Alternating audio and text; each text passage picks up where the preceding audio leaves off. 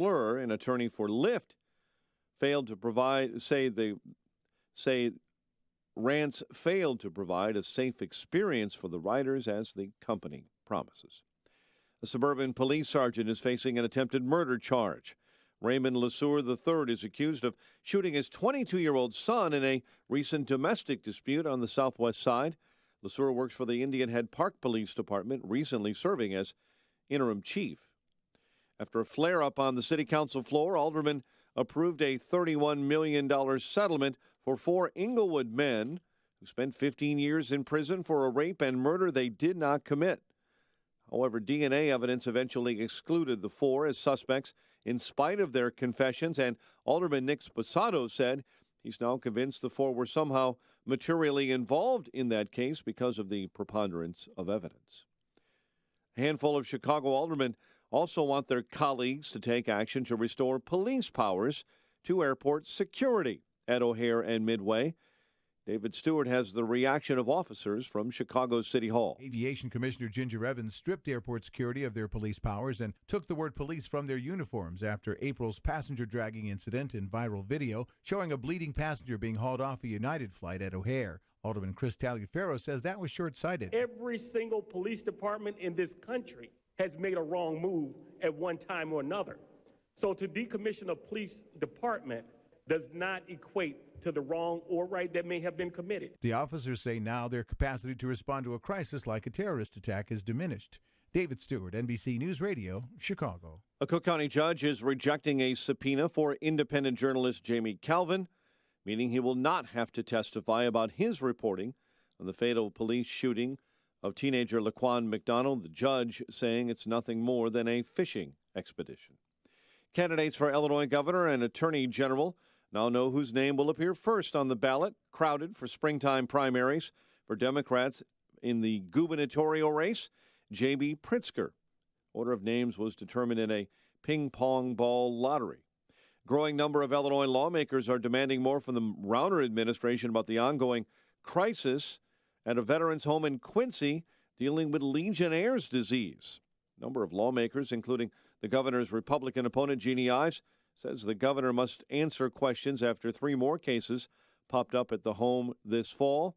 A major outbreak in 2015 killed 12. Judge is ordering the relationship status between Illinois video gambling parlors and the companies that operate them, the gaming machines, to remain unchanged. The judge, Neil Cohen, ruling last week that lawsuits filed by 2 companies that own several gambling parlor chains asked that profit-sharing deals be allowed to be negotiable and for retail establishments to perform maintenance on their own machines. The judge said no. We have a better picture this morning as to why Air Force commanders removed the top man at Southern Illinois' Scott Air Force Base. An Air Force spokesman yesterday saying Colonel John Howard is being investigated for sexual misconduct. Nikola Mirotic, 29, bowls over the Jazz 103-100 at the United Center. Yes, that is 4 straight wins. Fighting Illini in the first half on an 18-4 run and cruised to a win over Longwood in the Missouri Valley last night. Southern Illinois was a winner. Bradley beat Little Rock. And look who may be in the mix for one of the best position players in baseball. The White Sox making a pitch to acquire Orioles third baseman Manny Machado. The news, a service of Chevrolet. This holiday season, Chevy invites you to become part of the family with the Chevy Employee Discount for everyone. You pay what they pay, not a cent more. Visit ChevyEmployeeDiscount.com for vehicle eligibility and details. Chevrolet, find new roads. 5:07, a check of traffic and weather on the way next on AM 560.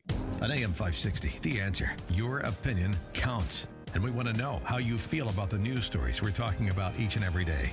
Make sure to vote in the M13 Graphics Opinion Express poll at 560theanswer.com. Listen for today's poll question at 10:30 a.m., 12:30 p.m., and 3:30 p.m. And hear the results each evening at 5:30. It's the M13 Graphics Opinion Express poll on 560theanswer.com.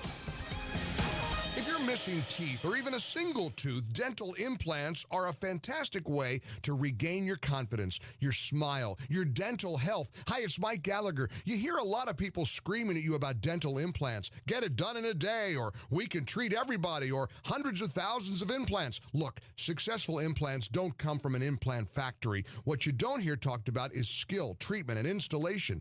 These are what make for successful lifelong implants. And that's why you need to see Dr. Norouzi at Fox River Periodontics. Dr. Norouzi is the recommended choice of dentists that don't do implants. You need the experience, skill, and honesty that 24 years of dental implants brings. This is Dr. Norouzi. I personally guarantee your happiness with your implants. Call Fox River Periodontics, 630-232-7400, 630-232-7400, or just remember, implantsforme.com, implantsforme.com. If you have pain, listen up, Dennis Prager here. You don't need to live in pain. Let me repeat that. You don't have to live in pain. Chronic pain is the worst, whether it's from an accident or pain that just develops. So Chicagoland, you're in luck. Dr. Ken Candido is one of the nation's most respected and successful pain doctors. He's been voted one of Chicago's best pain doctors several times. Bottom line, he's the pain doctor you need. Dr. Candido of Chicago Anesthesia and Pain Specialists will help you get off pain medication and all of its side effects. How? By finding the source of your chronic pain and fixing it. This is Ken Candido of Chicago Anesthesia Pain Specialists. Let's make you pain-free. Call Dr. Ken Candido and make an appointment with a cutting-edge, respected, and successful pain physician. Go to mypainchicago.com. That's mypainchicago.com. Thousands have been helped with their chronic pain, and you can be the next one. Get the phone number and all the info you need at mypainchicago.com. 5:10. Let's get an update on the early morning roads in the Alarm Detection Systems Traffic Center. Here's Jim Talamonte. Good morning, Jim. Good morning, Mike. Stevenson Expressway inbound. The on-ramp from First Avenue is partially blocked with a stalled semi. Clarendon Hills, there's a crash on Ogden at 83. Elsewhere, things are looking pretty good. There was a lot of overnight road work on the Eisenhower at 390 and Thorndale. The exit ramps were closed going from the outbound Ike to 390 in both directions. Those ramps have now reopened. And on the Eisenhower in both directions at the Burns Circle, exits to the outbound Kennedy have now reopened. Elsewhere around the expressways and tollways, things look great at the moment. Traffic is a service of the Cayman Islands Department of Tourism. Visit the Cayman Islands on Cayman Airways. Less than a 4-hour nonstop flight from Chicago. Award-winning beaches, diving, and a world of cuisine awaits. Book your nonstop flight at CaymanAirways.com. Traffic answers when you need them most. I'm Jim Talamonte on AM 560, The Answer. Chicago's Morning Answers starts next. Your official Chicagoland weather forecast with our meteorologist, Kevin Snyder. A mix of clouds and sun for today with a high 30. Then tonight, mostly cloudy with a late night flurry, low 21. Rather cloudy with a flurry during the day and into the evening tomorrow, high 33 to low 26. Mainly cloudy Saturday, high 41. I'm Kevin Snyder on AM 560, The Answer. Just updating temperatures. Now, the temps have dropped to 18, and we're seeing flurries begin to cross the lakefront. And at Midway right now, 21 degrees, and flurries now reported there as well. Next news at 5:30. Chicago's Morning Answer with Dan and Amy starts now on AM 560, The Answer. Choose M13 Graphics for all your business brochures, postcards, flyers, and more. Order online at m13.com or call 877-613-1913. This is Chicago's Morning Answer with Dan Proft and Amy Jacobson on AM 560. The Answer.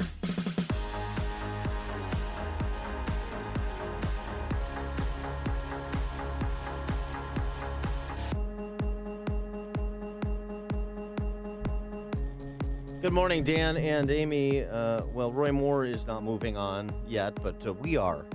And wait, what happened? I thought he was going to ride sassy into a press conference yesterday and graciously give a concession speech. And, I'm still waiting. And Hillary Clinton at least did that. And he's waiting for she rode in on a horse? No, but she delivered a speech the day after she lost. Her horse had no name.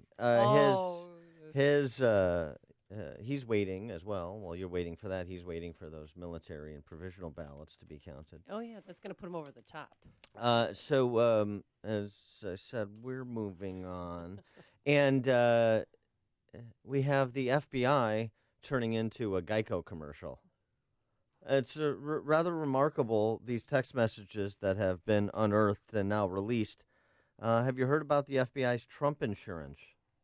No, I haven't. We're talking about the stroke Peter Strzok, who is number 2. See, no, I heard the pronunciation was stroke. Oh. NBC was saying stroke. I've I heard- like stroke better than Strzok. What do you think? I'll go with the stroke Strzok. Okay. Yeah, because I like the pejorative in there. Oh, you see. yes, I Yeah. see. Now, remember, we're talking about a guy who was number 2 in FBI counterintelligence. So he's got this mistress, FBI lawyer Lisa Page. Do you see a picture of Lisa Page? They're such a cute couple. And they certainly are ideologically simpatico. That's how they bonded, I think. We read some of the back and forth between the two yesterday, where they're, name calling with respect to Trump and talking about, I have to vote for Hillary. Hillary should win 100 million to nothing, and so forth. But then there's this. This is a text between the stroke Strzok and FBI lawyer Lisa Page. I want to believe the path you threw out for consideration in Andy's office, that there's no way Trump gets elected, but I'm afraid we can't take that risk. This is Strzok writing to Page. Okay. August I'm not 15th going to be able to play today. August 15th, 2016. Yeah. I can't play Page. Yeah, we didn't do a very good job yesterday with the But role we could have playing. practiced. I want to believe that the path you threw out for consideration in Andy's office, that there's no way Trump gets elected, but I'm afraid we can't take that risk. It's like an insurance policy in the unlikely event you die before you're 40. So the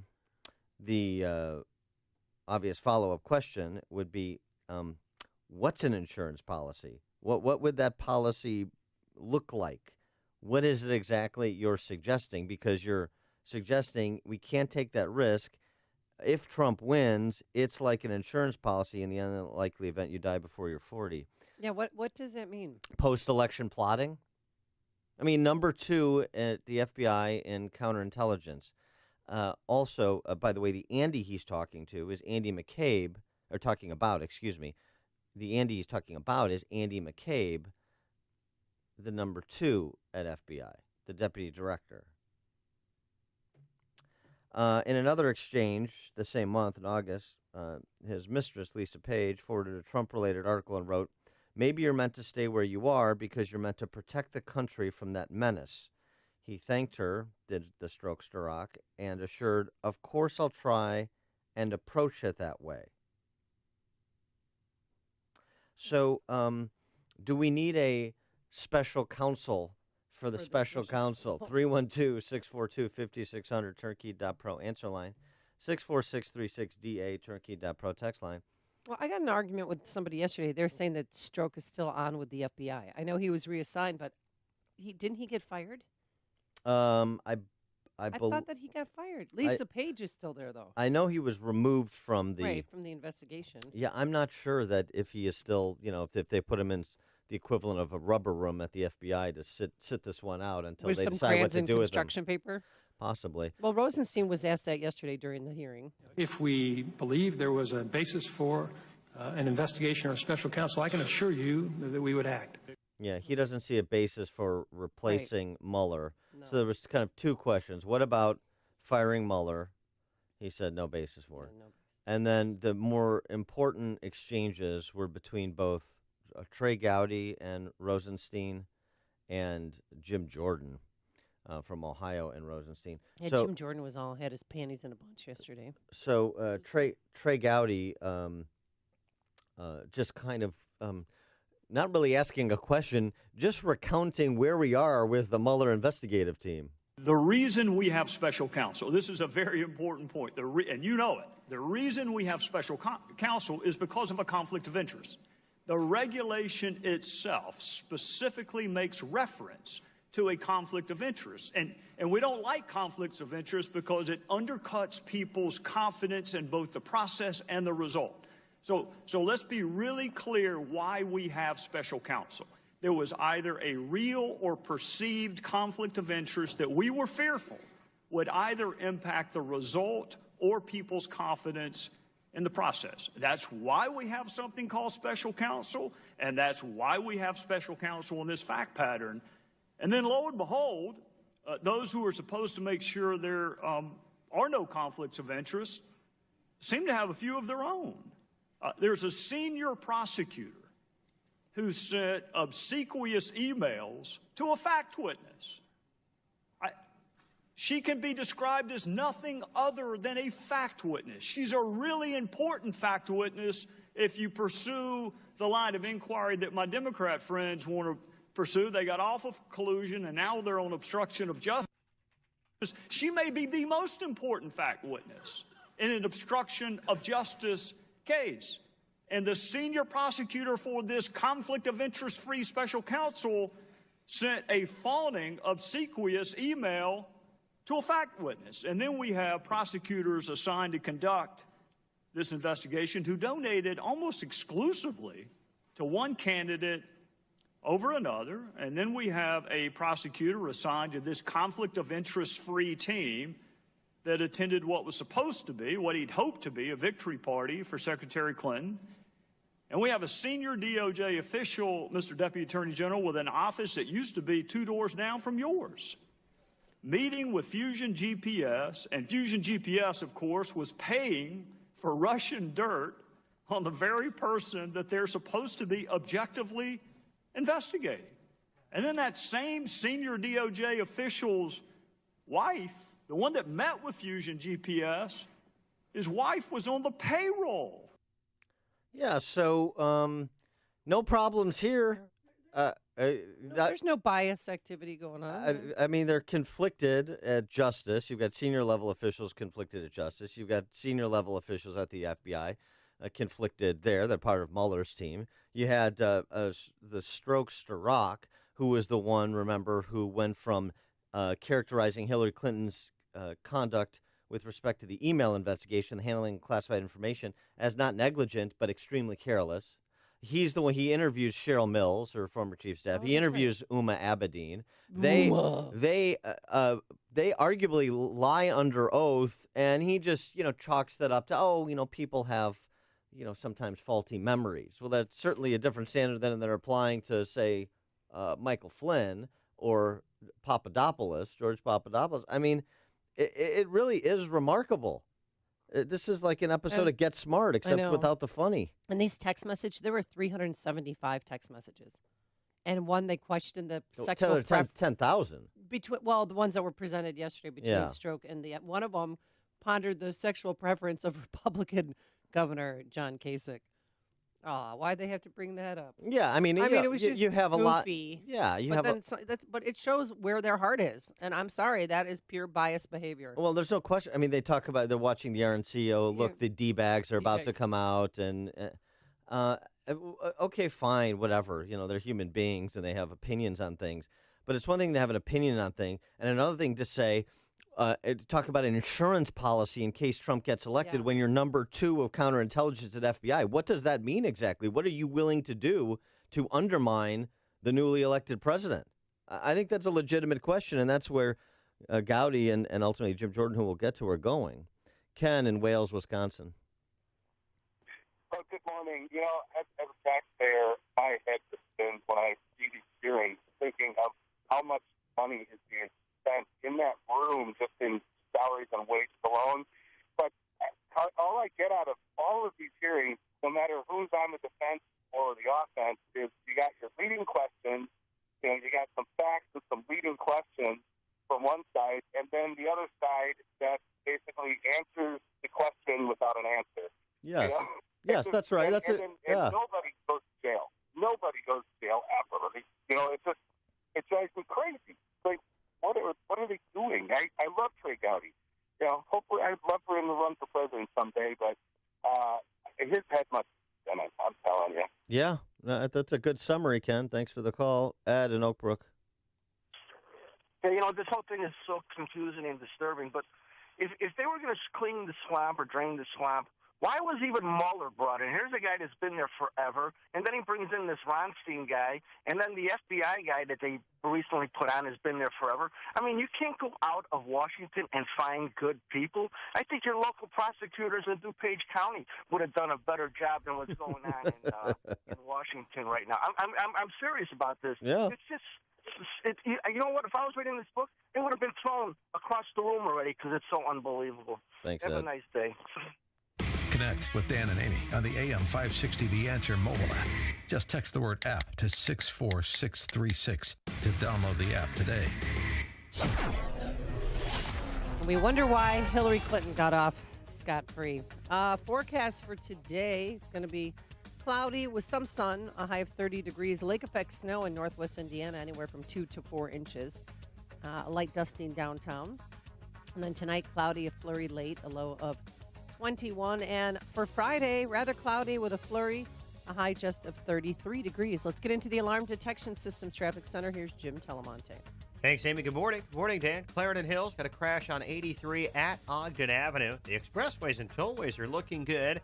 As Mike Scott mentioned, we have some flurries in the area, especially in the city. The lake effect here and there.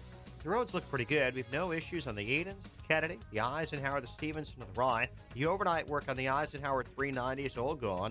Also, the overnight work downtown at the Circle, that has cleared. Tollways look good. No delays in northwest Indiana, at least right now in Lake Porter counties. The major roadways are looking good. Jim Telemonte in the Alarm Detection Systems Traffic Center. Upstream-ideas.com, premium content that complements what we do each morning on this show. Long-form interviews in our Against the Current series featuring opinion leaders and policymakers. This week, former Cook County President Todd Stroger. Well. How Look about who that? we have Yeah, here. that'll be entertaining. Did he dress up for the interview? What's that? Did he dress up for the interview? He's always Natalie attired. Okay. 2-minute warnings from Pat Hughes, the Illinois Opportunity Project. 60 seconds of sanity from yours truly. Follow the Logic, Man on the Street segments, and podcast of our Illinois Rising program covering state policy and politics. And then our sister site, defendhomeowners.com, where you get a free property tax report on your home to get all the contextual information you need to understand how the highest property taxes in the nation here in Illinois are decimating your home value and where the money is being spent, what you're getting in return for the seizure of your home, slowly but inevitably. All the property tax info, defendhomeowners.com. Everything else, upstream-ideas.com. Hey, Craig and Leslie here from In the Know. The end is near. No, not doom and gloom. The end of the year is almost here. What does that mean, Leslie? New Year's resolutions? The desire to make changes? Absolutely. So right now is the perfect time to plan ahead. Why wait? Make a resolution now to meet with our team at Wealth Management Group. Make an appointment today at investwithwmg.com. That's investwithwmg.com. And listen to In the Know Sunday mornings at 10 right here on AM 560, The Answer. Truck drivers. Weinstein Wholesale Meats is offering an attractive employment package for Class A, CDL regional, and over-the-road drivers. Based on experience, $1,600 per week, plus $2,500 sign-on bonus and great benefits, including a new 2018 truck to drive. Now you can work for a successful, growing, family-owned Chicago company. Call John for more information at 708-405-5023 or go to WeinsteinMeats.com. Despite President Trump's repeated requests, Senate Republicans failed again to repeal Obamacare. If you're tired of calling a bureaucrat at an 800 number to help you navigate Obamacare, then you need a local expert on your side. That's right, your own health insurance mentor. C. Stephen Tucker, C.S. Tucker, from healthinsurancementors.com is someone I know and trust. He's a 20-year licensed broker who's been educating AM 560 listeners on the Affordable Care Act for the past 6 years. Thanks, Dan. ACA open enrollment is now only 45 days long. From November 1st to December 15th, you cannot be denied coverage based on a pre-existing condition. And depending on your income, you may find a more affordable plan. With narrow networks, even fewer choices, and higher deductibles, now more than ever, you need an expert to help you gain access to the best hospitals and specialists available. Call me. I can help. Thanks, Steve. How can our listeners get in touch with you? They can visit healthinsurancementors.com or call me directly at 630-674-1551. That's 630-674-1551. AM 560, The Answer.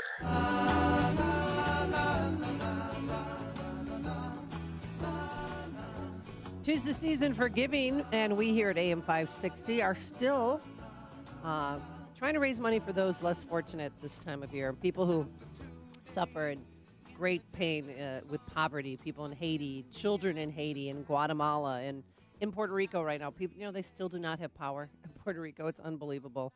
Can you imagine a day we complain if we lose power for a few hours? They still haven't had powers for months now. And Food for the Poor is actually raising money, and some of the money that you donate is going to help bring portable generators, to the people of Puerto Rico. So we're asking for a one-time donation of $50, but we also have this great business benefactor program. Yeah, and the way to enroll in that program is to call our sales manager, Michael Mann, 847-871-1527. $2,500 tax-deductible gift to Food for the Poor. And in exchange, we here at AM 560 provide your business with 40 60-second commercials to profile that business on our airwaves. That's much more than a $2,500 value, and it will help us get to our goal of feeding 3,000 children in Haiti and Guatemala for a year, providing them water for life. Again, Michael Mann, 847-871-1527, or online you can enroll at 560theanswer.com/food. Coming up on Chicago's Morning Answer, Tavis Smiley next up, 5:38. But first, let's go into the newsroom. Here is Mike Scott. 21 degrees in Chicago. Winter weather advisory is up for parts of northwest Indiana, 2 to 4 inches of snow by 11 a.m. Republican lawmakers say they have nailed down a deal, a final agreement on a tax bill after separate measures were passed by the House and Senate. President Trump now trying to push that massive tax bill over the finish line. Now we're just days away, I hope, from keeping that promise and delivering a truly amazing victory for American families. Negotiators have been working to iron out differences in the two bills for a couple of weeks. Roy Moore still not conceding the U.S. Senate race in Alabama. The GOP candidate lost to Democrat Doug Jones in Tuesday's special election. PBS suspending Tavis Smiley's late-night talk show amid sexual misconduct allegations that Smiley is vehemently denied. Senate Majority Leader Chuck Schumer says he's pursuing every legal path in response to what he called phony sexual harassment allegations against him. Fraudulent documents were apparently sent to several media outlets alleging that Schumer harassed a former staffer. The FCC is expected to pull the plug on net neutrality today. The rules adopted in the Obama era force Internet service providers to treat all traffic equally. Ending the rules means Internet service providers will be able to speed up or slow down traffic from certain websites and apps without federal regulation. As expected, CTA riders are getting hit with an increase in ticket prices to make up for a cut in state funding, the CTA says. The board hiked the cost of riding a bus or train by 25 cents each yesterday, but the CTA has also been forced to admit that ridership is way down because of ride-sharing companies. A handful of Chicago aldermen want their colleagues to take action to restore police powers to airport security officers at O'Hare and Midway. And a judge is ordering the relationship status between Illinois video gambling parlors and companies that operate the gaming machines to remain unchanged. Cook County Judge Neil Cohen ruling last week that lawsuits filed by two companies that own several gambling parlor chains asked that their profit-sharing deals be allowed to be negotiable and for retail establishments to perform maintenance on their own machines, the judge rejecting those deals. Bulls over the Jazz, 103-100 last night. Nikola Mirotic, 4 games back, looking like a renewed Bull, 29 points to lead the team. Chris Dunn also had a late jumper to seal the win. White Sox could be in the mix for one of the best players in baseball, Orioles third baseman Manny Machado. Blackhawks play 7 of their next 8 on the road, starting against the Jets tonight in Winnipeg. The news, a service of Cabela's. For families who love the great outdoors every season, the only place to go this season is Cabela's Christmas sale. Save 35% on all in-stock smokers and Cabela's vacuum sealers. Shop in-store and online at Cabela's.com. 5:33 and a check of traffic and weather on the way next.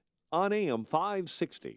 Mike Gallagher is overwhelmed at the amount of sexual harassment accusations. I don't know what you make of any of it. I seriously am at a stage in my career where I'm sitting back, sort of shocked at the barrage of stories. It's exhausting. It's relentless. It is never ending. It seems to be intensifying. The Mike Gallagher Show, weekdays at 9, right before Dennis Prager at 11 on AM 560. The Answer. While you're stocking up on goodies for the holidays, do your family a favor by picking up an Exergen temporal scanner, the #1 preferred thermometer of pediatricians. Risk mitigation is an important consideration that smart companies pay attention to in today's complicated business climate. Some of the greatest risks occur when your company hires new employees or when you execute new business financial relationships. When your company hires, leases, or conducts financial transactions, decisions are critical. That's why veteran-owned and operated Global Verification Network is a company you should know. Startups to Fortune 100s trust Global Verification Network, and so should you. They're a background screening and investigative services company dedicated to expert, timely, and affordable background screening services for employment, tenant screening, and business due diligence. Global Verification Network is headquartered in Chicagoland, a federally recognized veteran-owned small business, and never offshores data like many competitors. To request your company's risk analysis without obligation or cost, visit globalverificationnetwork.com or call 877-695-1179. Or visit them online at globalverificationnetwork.com. Global Verification Network, the risk mitigation experts, 877-695-1179. 534. Let's get an update on the roads now in the Alarm Detection Systems Traffic Center. Here's Jim Talamonte. Thanks, Mike. On the northbound tri-state, traffic is heavy on the ramp to the outbound Eisenhower Expressway, westbound 290. Otherwise, the tollways are still looking pretty good. Seeing mild delays now on the inbound Bishop Ford Freeway and the inbound Rhine. Bishop Ford, heavy Cottage Grove to the merge, about a 2-minute delay. And the inbound Rhine has traffic bunching up 18th to Burn Circle. That's about a 2-minute delay as well. Eden's Kennedy clear. Eisenhower fine as overnight work is gone. The Stevenson still looks okay. No problems to report at the moment in northwest Indiana. Traffic, service of the Cayman Islands Department of Tourism. Visit the Cayman Islands on Cayman Airways. Less than a 4-hour nonstop flight from Chicago. Award-winning beaches, diving, and a world of cuisine awaits. Book your nonstop flight at CaymanAirways.com. Traffic answers when you need them most. I'm Jim Talamonte, AM 560, The Answer. Chicago's Morning Answer continues next. Your official Chicagoland weather forecast. A cold day ahead. Clouds and sun, a high near 30. Cloudy, cold, a flurry late, low 21. Rather cloudy. More flurries tomorrow, a high of 33. We're still looking at a winter weather advisory for northwest Indiana, specifically right around Gary, Indiana, as up to 4 inches of snow could fall by 11 o'clock this morning. Your next news update is at 6. Chicago's Morning Answer with Dan and Amy continues next on AM 560, The Answer. This hourly segment is brought to you by Papa Nicholas Coffee. Papa Nicholas, best beans, best roast, best coffee.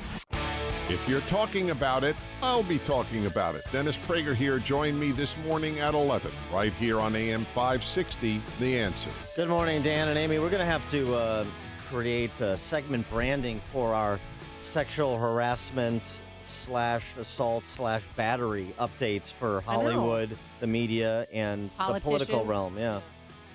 We've got a bunch of additions today.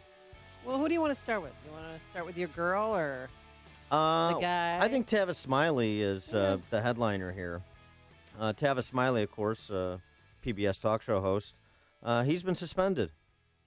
Yeah, he apparently there's allegations of sexual misconduct, and PBS hired an attorney, hired an investigator. They interviewed 10 witnesses, a mix of men and women, and they have decided to suspend his late-night talk show. Did you even know that he had a talk show? I did know that, yes. Yeah, no, it's aired here on WTTW since 2004. The investigation, according to Variety reporting on this, found credible allegations that Smiley had engaged in sexual relationships with multiple subordinates. Some witnesses interviewed expressed concern that their employment status was linked to the status of a sexual relationship with Smiley.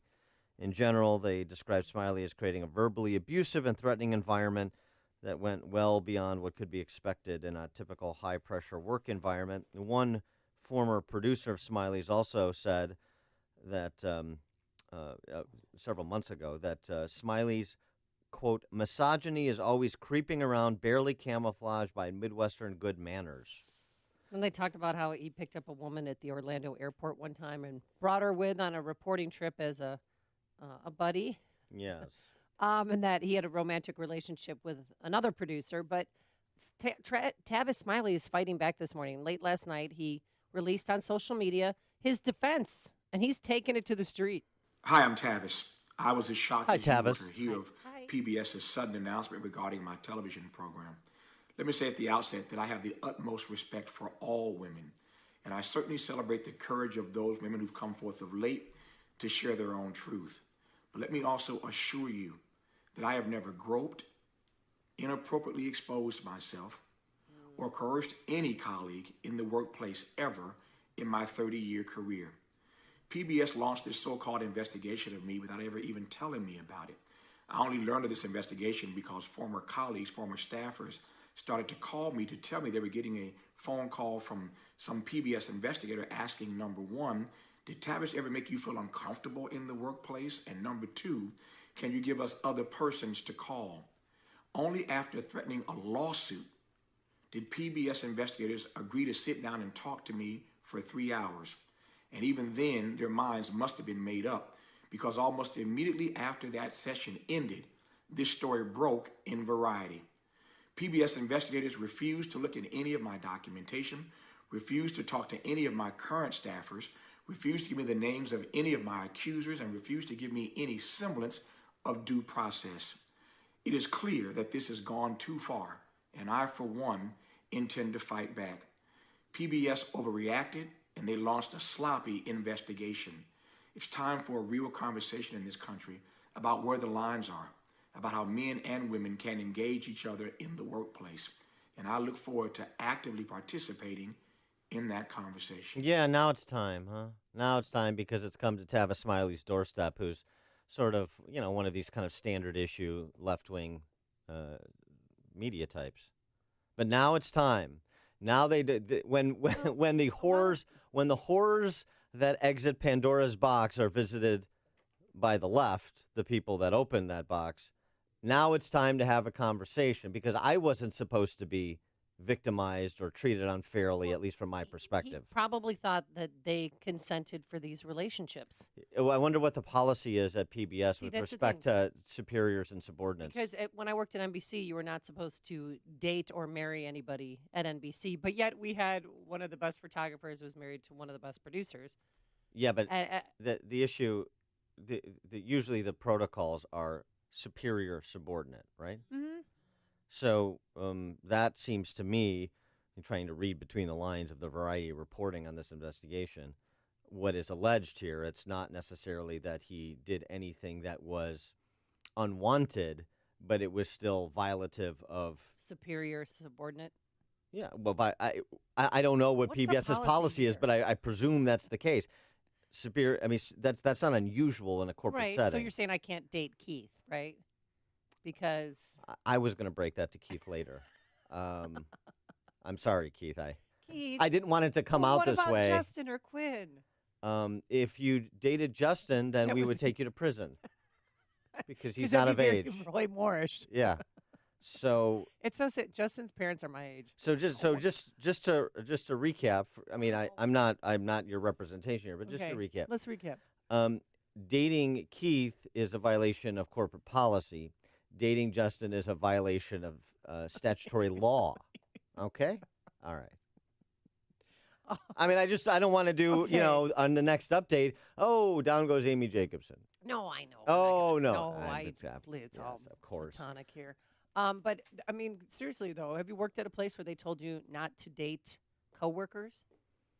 Because you can't even do that now. And that's where most people meet their spouses is at work or at a bar. Or Tinder. Or that's right, or Match.com. Or what is Bumbler? Bumblebee? Bumble? What is Tinder? Bumble. Can you explain Tinder to me, please? Yeah, it's an online dating, or it's an app. It's a dating app. Well, does it like Pokemon Go? You find them out in the Is it you just bump into each other? I don't understand how Tinder works. You bump into each other. All right, okay. I don't know if I can wind this back as far as I need to in the 4 hours we have. There's these things called smartphones. Okay. These are cellular devices. There's been an innovation in telephony, so you don't just have landlines anymore. Right.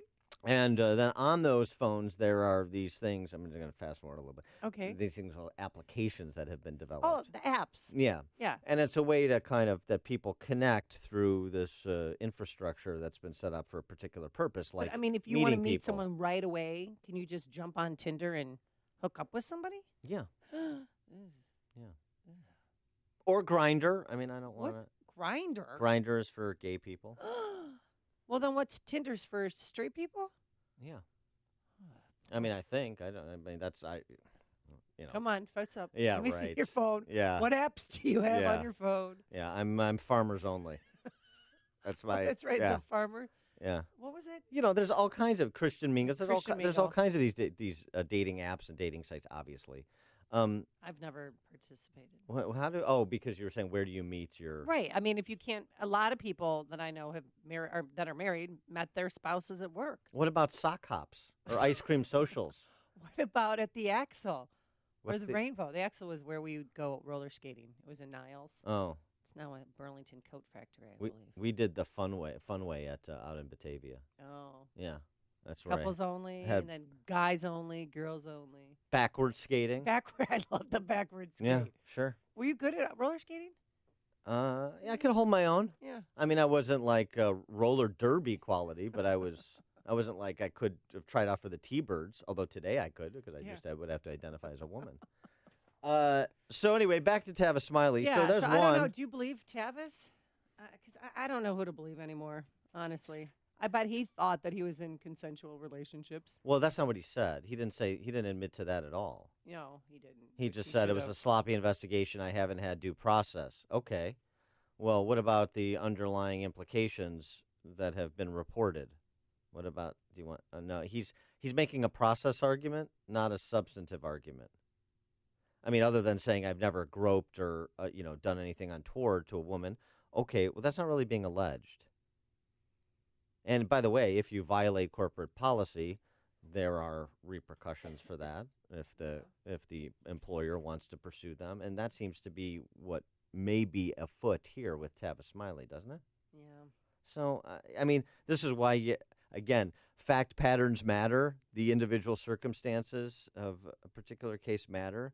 So Tavis Smiley is not accused of being Harvey Weinstein. Okay. Oh, yeah, but he may have violated corporate policy, and so PBS is taking action in this kind of zero tolerance environment, maybe less than zero tolerance. I think Tavis Smiley raises some legitimate questions. And I'm glad that he came forward because not a lot of people who are accused come out right away and say they're going to fight it. And somebody who's coming forward is Selma Hayek. Wow.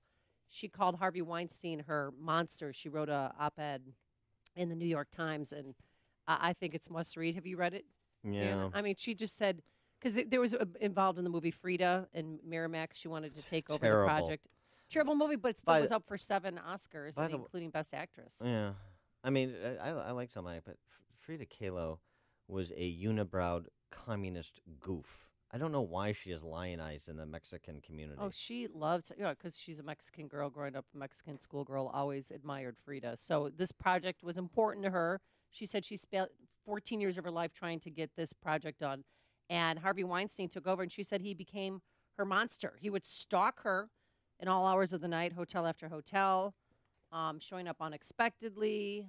She told him, I love this portion, which like, no, I said no to him taking a shower. I said no to taking a shower with him. I said no to letting him watch me take a shower. I Mhm. said no to letting him give me a massage. Anything shower related, that's I off said limits. no to letting a naked friend of his give me a massage. Mhm. I said no to him to give me oral sex. I said no to getting naked with another woman. No, no, no, no, no. Was this like a questionnaire she was asked to fill out? I mean, that's a lot of no's, a lot of questions she's got to answer. Well, and she just, again, then at one point in time he said, I'm going to kill you. So he threatened to kill her. And I don't know, Harvey Weinstein, and he's responded saying that these allegations are false. And I'm just wondering, why isn't he in the sex rehab that he's supposed to be in? It's a 34-day program over there at the Meadows in Arizona. Yeah, well, it's going to be interesting to see if the Weinstein case, the case of the human stain, ever develops into a criminal prosecution, because there was a lot of rumors that it was heading in that direction. Now, sometimes these things take time, but those rumors have quieted. And another one, too, I mean, this would be a blockbuster trial or event. Russell Simmons.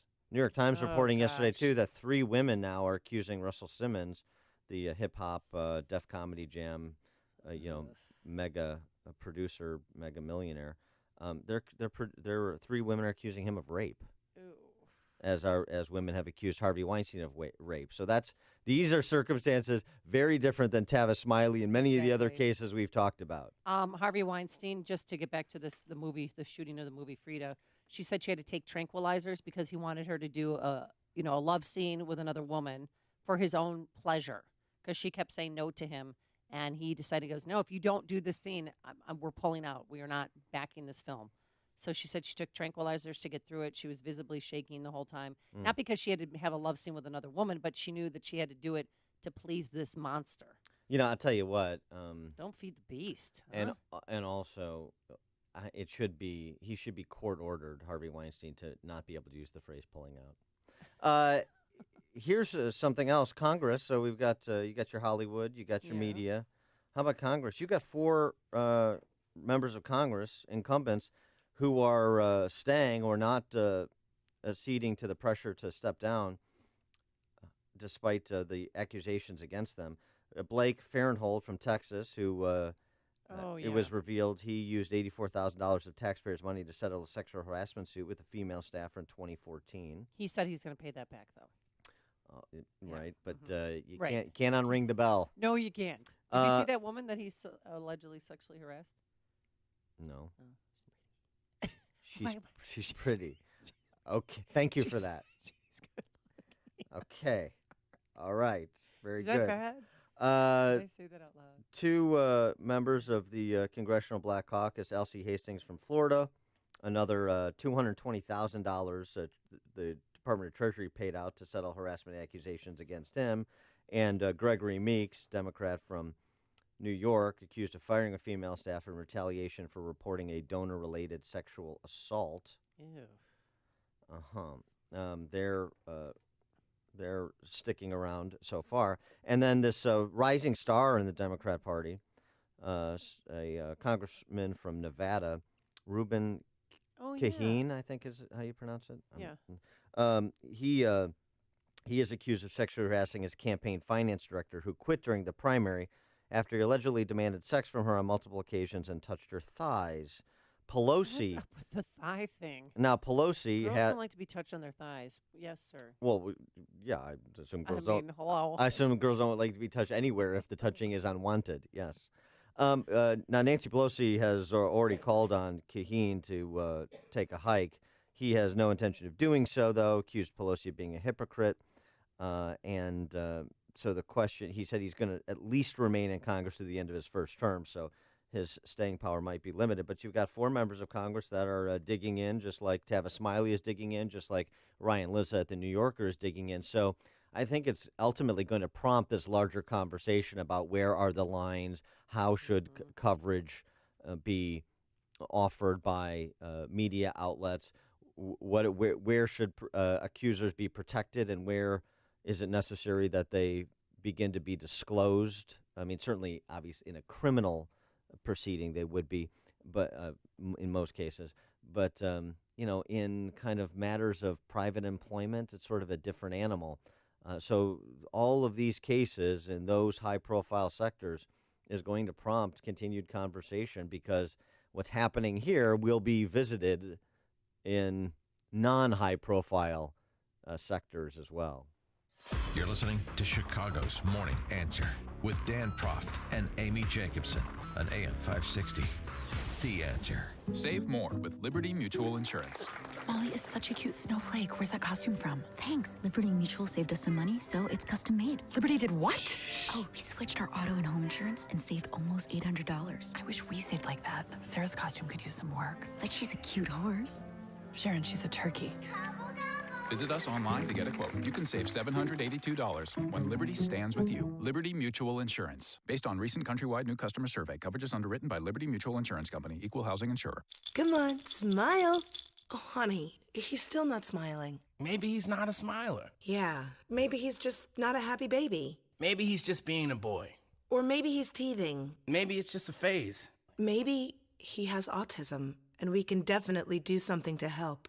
Maybe is all you need to find out more about autism. No big, joyful smiles by 6 months is one early sign. Learn the others at autismspeaks.org/signs. Brought to you by Autism Speaks and the Ad Council. Roof is needy? Call Grumweedy. 630-595-8020. Roof is leaky? Call Grumweedy. 630-595-8020. Shingles are curly? Call Grumweedy. 630-595-8020. Roof isn't right after it's stormy? Call Grumweedy. 630-595-8020. Here comes winter. This is Mark Olson. And Greg Olson of Crumweedy. Since 1953, the roof guys for your home and business. We fix roof problems. Hate the high pressure? Not from us. We give you multiple options. Then you choose. A roof that lasts at a fair price. We fix roof problems. When your roof is needy, call Grumweedy. How about the number? 630-595-8020. 630-595-8020. Call us. We make sure your warranty is in place. Crumweedy, 630... Wait. Just remember, myroofisneedy.com. AM 560, The Answer. Hey, if you own a business or do the marketing for your company, we have a great offer for you here at AM 560, The Answer. It's our Business Benefactor Program where you make a one-time donation of $2,500. It's tax deductible. And as a way of saying thanks, spreading Christmas joy, we give you 40 one-minute commercials that air right here on AM 560, The Answer, Monday through Friday. Bradford Systems has signed up, Latoria Brothers Construction, Cafe Salsa and Countryside, LarryFriendBooks.com, just to name a few. And it really is the best deal in Chicago advertising. If you've thought about, you know what, I want to reach out to a sophisticated audience, to a growing audience, then you want to sign up for this program. Call Michael Mann at 847-871-1527. That's 847-871-1527. We have about 10 spots left. So get on it today because this campaign's almost come to an end. And it's really, we are so appreciative to individual donors and to businesses such as KP Toffee, Dentistry for All Ages, for helping us reach our goal this year of feeding 3,000 kids in Haiti, Guatemala, and Puerto Rico. If you're talking about it, Dan and Amy are talking about it. It's Chicago's Morning Answer on AM 560, The Answer. Allison is perfect. I mean, she'd never tell you that. She's humble and perfect. She likes everyone. She even likes her untidy roommate's weird guinea pig. Allison, wait, are you texting and driving? Allison, no. That's the exact opposite of what I was just saying about you. Why, Allison? Why? Texting and driving makes good people look bad. Visit StopTextStopWrecks.org. Brought to you by the National Highway Traffic Safety Administration and the Ad Council. One size fits all has no place in your bedroom. Hi, I'm Christian von Rickenbach, founder of Helix Sleep, and we know one mattress can't work for everyone. That's why we created the only mattress built for you. Go to helixsleep.com, take our 2-minute sleep quiz, and we'll build your custom mattress and ship it to you for free. Try it for 100 nights, and if it's not the best sleep you've ever had, we'll pick it up and give you your money back. Go to helixsleep.com/talkradio right now, and we'll give you $50 towards your custom mattress. That's helixsleep.com/talkradio. 5:57. Let's get an update on the morning roads in the Alarm Detection Systems Traffic Center. Here's Jim Talamonte. Thanks, Mike. On the CTA Blue Line, we have a few delays after mechanical problems on a train at Jefferson Park. BNSF line, report of an early boarding delay. We're going to keep an eye on that. We have a report of a fire involving one train car this morning, well west of Chicago. Kennedy inbound heavy from the River Road toll to Canfield, and now we have a crash in the area between Irving Park and Addison. It's a rollover. It's blocking the local lanes entirely right now on the inbound Kennedy, and closure starts around Irving Park. About Eisenhower, you've got a 2-minute delay, Manheim to First Avenue. And Stevenson, a 6-minute delay, Harlem to Kedzie. Ryan, a 5-minute delay coming into downtown. Traffic, it's a service of Panera Bread. Family and friends will like whatever you get them this holiday. Why not get them something to love? A Panera Bread gift card. every $50 in gift cards purchased and a $10 bonus card for yourself. Visit your local bakery cafe for more details. Traffic answers when you need them most. I'm Jim Talamonte, AM 560, The Answer. Chicago's Morning Answer with Dan and Amy continues after your official Chicagoland weather forecast and a full update from Fox News. Let's get the latest on the weather with meteorologist Kevin Snyder. Cold day today with clouds and sun, high 30. Tonight, mostly cloudy and cold with a late night flurry, low 21. Rather cloudy with a flurry tomorrow, high 33 and a low 26. I'm Kevin Snyder on AM 560, The Answer. It is 18 at O'Hare, 22 with some snow flurries along the lakefront. The news, a service of Staples. Staples has great deals on gift ideas to bring smiles to everyone on your list. Electronic gifts like Bluetooth headphones and speakers, streaming devices, or smart home solutions. Even board games like Monopoly. More holiday fun, less holiday hassles at Staples. 5:59, here are the stories we're following on AM 560. The Answer, a winter weather advisory remains in effect for a portion of our listening area. Parts of northwest Indiana could see 2 to 4 inches of snow. CTA riders are getting hit with an increase in ticket prices. The price of a ticket will go up 25 cents on January 7th. A suburban police sergeant faces an attempted murder charge. Raymond LeSueur III is accused of shooting his son in a domestic dispute at a Southwest Side residence. Bulls pass the Jazz 103-100 at the UC. White Sox could be in the mix for Orioles third baseman Manny Machado, and the Blackhawks take on the Jets tonight. WINT Chicago News Time, 6 o'clock.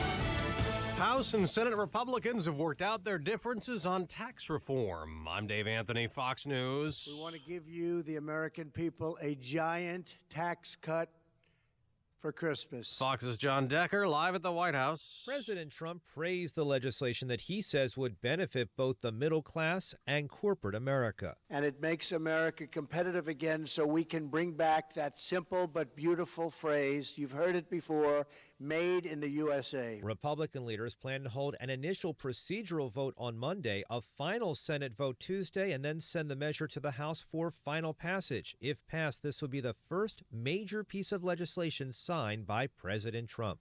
Dave? John, not a single Democrat supports this. House Minority Leader Nancy Pelosi. They're robbing the future, ripping off the middle class. And why? To reward their friends. Corporate America. The plan cuts corporate tax rates from 35 to 21%. It also lowers personal income tax brackets. The top rate drops to 37%. The standard deduction would double, and for taxpayers who itemize, it allows up to $10,000 in state and local tax write-offs. The House Ethics Committee's named an investigative subcommittee probing sexual harassment allegations against Republican Congressman Blake Farenthold and a settlement paid to one of his aides. A Republican state representative in Kentucky who was accused of sexually assaulting a teenage girl 4 years ago is dead. Dan Johnson apparently shot himself, found by the side of a road last night. 2 days ago, Johnson, a pastor, said for this from his church pulpit. This allegation concerning this lady, this young girl, absolutely has no merit. He said it was part of a strategy to defeat conservatives. Tavis Smiley's talk show is on hold. PBS has suspended distribution, citing multiple credible allegations of sexual misconduct. Smiley replied on Facebook that I have never groped, inappropriately exposed myself, or coerced any colleague in the workplace ever. Fox News, fair and balanced. On AM 560, The Answer, your opinion counts. And we want to know how you feel about the news stories we're talking about each and every day. Make sure to vote in the M13 Graphics Opinion Express poll at 560theanswer.com. Listen for today's poll question at 10:30 a.m., 12:30 p.m., and 3:30 p.m. and hear the results each evening at 5:30. It's the M13 Graphics Opinion Express poll on 560theanswer.com. All money managers may seem pretty much the same. But while some money managers may recommend high commission investment products, Fisher Investments avoids them. Some money managers may have hidden and layered fees. Fisher Investments never does. And while some money managers are happy to earn commissions from you, whether you do well or not, Fisher Investments fees are structured so we do better when you do better. In other words, we're structured to be on your side. Maybe that's why most of our clients come to us from other money managers. Talk with us and find out why so many experienced investors are switching to and staying with Fisher Investments. Fisher Investments, clearly better money management. Investments in securities involve the risk of loss. Visit us at FisherInvestments.com to find out what we can do for you. There's no feeling like grabbing a seat in a comfy chair to look through memories in a photo album. It's so much more enjoyable than looking at a computer or the small screen of a smartphone. An album of photos will last a lifetime. They can't be erased or become victim of a crashed hard drive. Print your photo memories at OneClickPics.com, your online photo center. Whether they're for an album, a gift, or framed for display, you want the very best quality. You can get that from the photo experts at OneClickPics.com. OneClickPics.com is a professional photo printer. You'll be amazed at the quality of your pictures, canvas prints, invitations, or announcements. You'll see details in your photos you've never seen before. Right now, buy 24 5x7 cards for only $19.92. Printed on one or both sides on 100-pound premium cardstock, including envelopes. Trust your digital picture memories to the photo technicians trained in every aspect of digital photo production. OneClickPics.com. OneClickPix.com. Hey guys, Ken here from the hit podcast Today's Growth. Who would win a 3-mile bicycle race, an 11-year-old girl or last year's winner of the Tour de France? It all depends on the bicycle. It depends on their vehicle. Both on a 10-speed and the pro racer is going to win every time. But put the racer on a tricycle and the 11-year-old wins every time. You see, it's not the driver, it's the vehicle. When it comes to generating revenue, it's exactly the same. If you have a job or a small business, you are riding a tricycle. You can only go so fast. If you need to make up lost ground, it's not going to happen on a tricycle. No matter how fast you pedal, it's simply not going to win the race. Why do many people with no schooling and no advanced degree often become very wealthy? Simple. They choose to only ride 10 speeds. When it comes to helping people create their next revenue model, both Forbes and Inc. recommend Income Store as a can't miss when it comes to putting people on a 10-speed. Could your household or business use an additional revenue model that doesn't solely depend on you? If so, you need to check out IncomeStore.com. That's IncomeStore.com. If you still haven't bought all your Christmas gifts, here's what I recommend. Buy some MyPillows and keep one for yourself. The MyPillow buy one, get one free offer is going on now just in time for Christmas. I urge you to go online or call now and take advantage by using the promo code Amy. You'll get the absolute best deal available. I personally love MyPillows. I get a great night's sleep by moving the fill to give me the support I need regardless if I sleep on my back or stomach. And I never wake up with a stiff neck or headache. They're made in America. You can wash them and dry them. They're hypoallergenic, plus have a 10-year warranty and a 60-day money-back guarantee.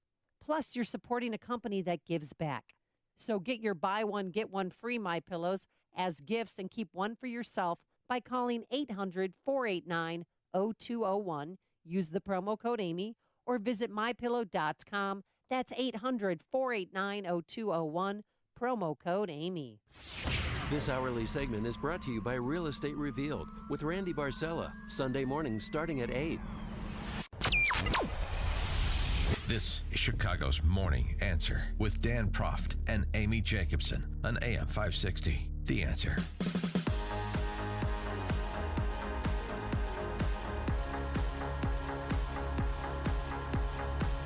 Good morning, Dan and Amy. So we have what looks like a deal on tax cuts.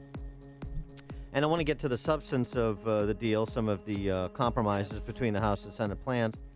But let me ask you this, because the president, of course, the greatest thing ever. At the White House, talking excitedly about the forthcoming tax deal that he will sign into law. And Merry Christmas to everyone. Now we're just days away.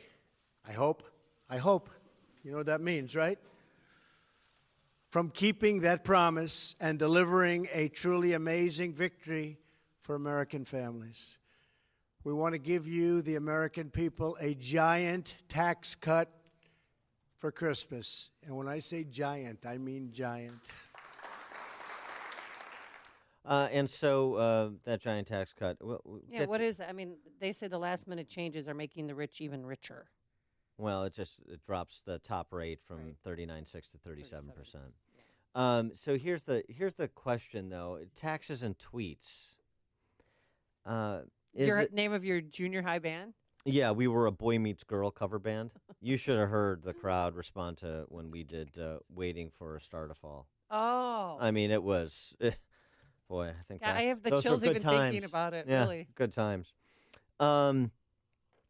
The argument that's being made is that Trump's tweets are now in a place where they're undermining his accomplishments. you think? And he's on the cusp of a major accomplishment that, of course, he campaigned on, which was tax reform and tax burden reduction at the federal level. And the question becomes, are his tweets interfering with his policy, his popularity, diminishing his political capital, endangering his agenda, even beyond this tax cut deal, but for the next 2 years? 312-642-5600, turnkey.pro text line, 64636-DA, turnkey, 642-5600, 312-642-5600, turnkey.pro, answer line. I can't even understand you when I work here. Wait, 312-642-5600, people Okay, understand. 64636-DA, turnkey.pro text line. So here's the deal. The argument is made from a couple different angles, one by Dan Henninger in the Wall Street Journal, the other by Victor Davis Hanson, National Review. Here's Victor Davis Hanson's, the upshot of his argument. Personal dueling with journalists, celebrities, and politicians is not only becoming superfluous, it's now distracting. It's distracting Trump's audiences from a growing record of achievement. So Trump has a point. He's got 44 million Twitter followers. He's got more bandwidth than most major media outlets. Okay, fine. But is the way that you're communicating to that audience a net benefit or net detriment? Now, Henninger's angle is about this Kirsten Gillibrand. Oh, who, by the way, Donald Trump Jr. No, Eric Trump came out last night and said that he was on WABC TV and said that Gillibrand would always beg to see his dad for campaign contributions. That she'd be every 3 days. She'd even stop by his office at the Trump Tower to try to get in to see him to ask for campaign contributions. Well, Trump may have done her a solid, well in excess of any campaign cash by engaging her on Twitter, and this is the point. Yeah. Henninger writes in the Wall Street Journal, the Democrats may have finally hit upon the Achilles heel that will fell or weaken the president, his tweets. On display here, the back and forth between Gillibrand and the Democrats and Trump now on this matter of his resignation, his accusers. Henninger writes, on display is how Democrats have learned to exploit one reality, which is that Mr. Trump's political orbit of interest radiates about 2 feet beyond him. They've discovered how to make his tweets their weapon. On Election Day, Mr. Trump's candidate, Roy Moore, was on the bubble with voters, especially among women, I should say. No matter. Trump's Tuesday morning tweet suddenly elevated a B-level New York senator, and the media instantly recycled the Trump sexual harassment details. They figured out how to make the Trump side lose. It's the president's move now, writes Henninger. Did they have a point that, you just had Don Willett confirmed to the appellate court?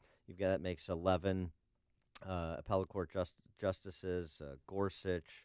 There's failure on Obamacare repeal so far and replaced, but tax reform looks like it's coming into focus and is going to get done before Christmas. Obviously, what he's done to reduce the administrative state, the GDP growth the last 2 quarters.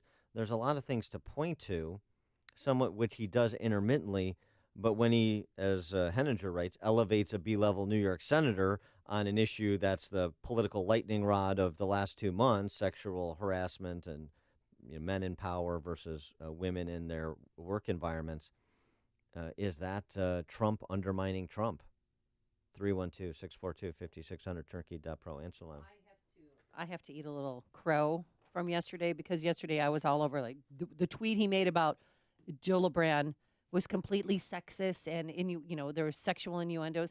But you know what? Back in 2012, when Mitt Romney wanted his endorsement, he talked about how governor of Massachusetts was begging for his endorsement. I don't know what happened to him, Trump said during a rally. You can see how loyal he is. He was begging for my endorsement. I could have said, Mitt, drop to your knees, and he would have dropped to his knees. Yeah, right.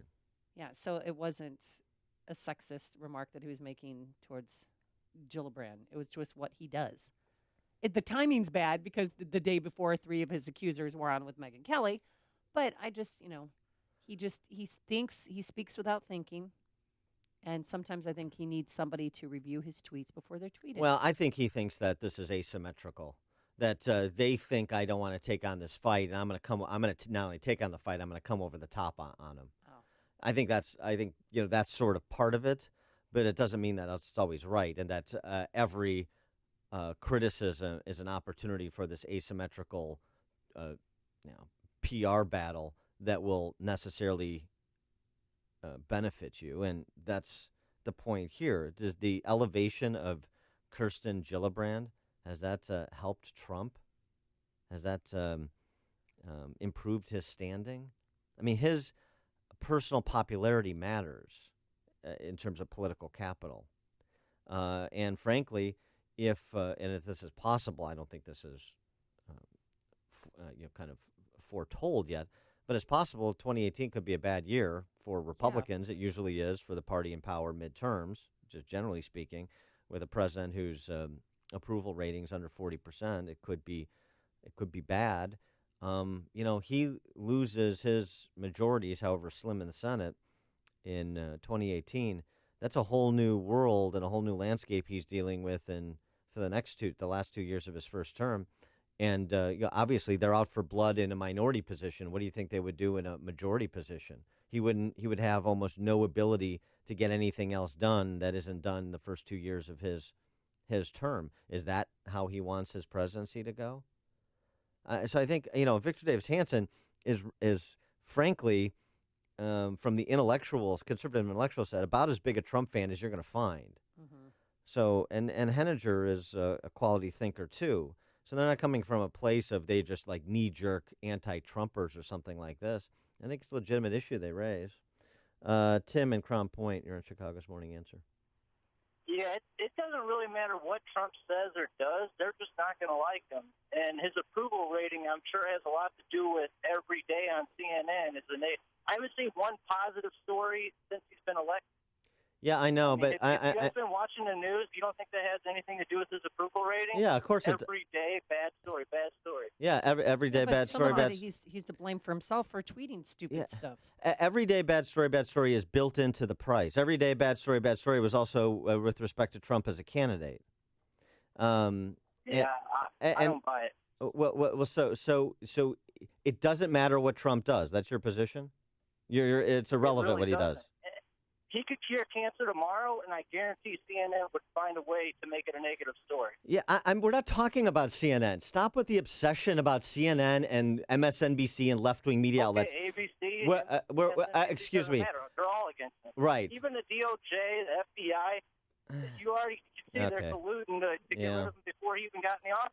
Okay, and he's obviously it's starting to come out now a bit. Great, and then thanks for the call, Tim. And then we're just all going to console ourselves by saying, well, everybody was out to get him. So when they do get him, we'll say everybody was out to get him. So it's not nothing's his fault. Nothing's his fault. He's the president of the United States.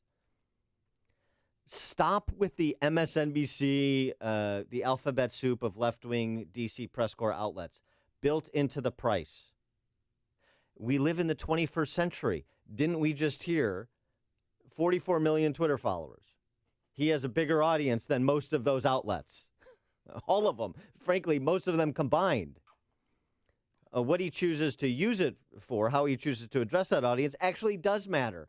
And you are able, in the digital age, to go around cable news channels and DC press outlets that are lightly read and build your own content castle and communicate with people and develop your own standing in the body politic, independent of the, rinse and recycle attacks that you are going to suffer from those established left-wing, narrative-driven, ideological outlets.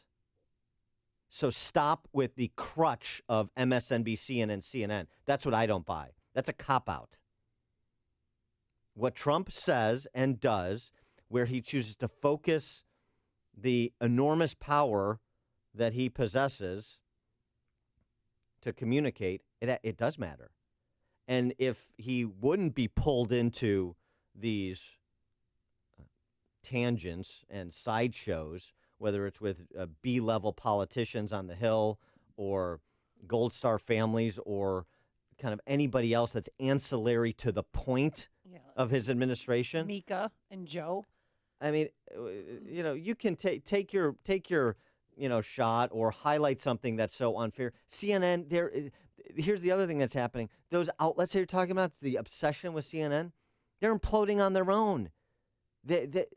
All you have to do is give them the rope. They don't want to fact check. They want to make up information because they are so driven to take out Trump. And so they're sloppy. And they've eschewed journalistic standards, as have other outlets. You think that's enhancing their credibility in the public eye any more than what we're learning about the FBI is enhancing their credibility in the public mind? No. So because other people are destroying themselves on television in the public arena, it's okay if Trump does the same? What kind of logic is that? Greg in Schaumburg. Totally agree with you, and Trump would double his amount of Twitter and everything else if he would just do the following things. Frustrate the news media by whenever they're bringing something up and say, not going to talk about it because it's not related to either jobs, defense, or empowering the American public in order to be able to grow this country. Over and out. Bye. Yeah, I agree with that, Greg. So simple. Totally agree with that. Do it. Well, he's an 70-year-old man, 71-year-old man. Well, but here's the thing. Stubborn. Here's the way to sell it to Trump. This is the last thing they'll be expecting. This will be a great jujitsu move on your part.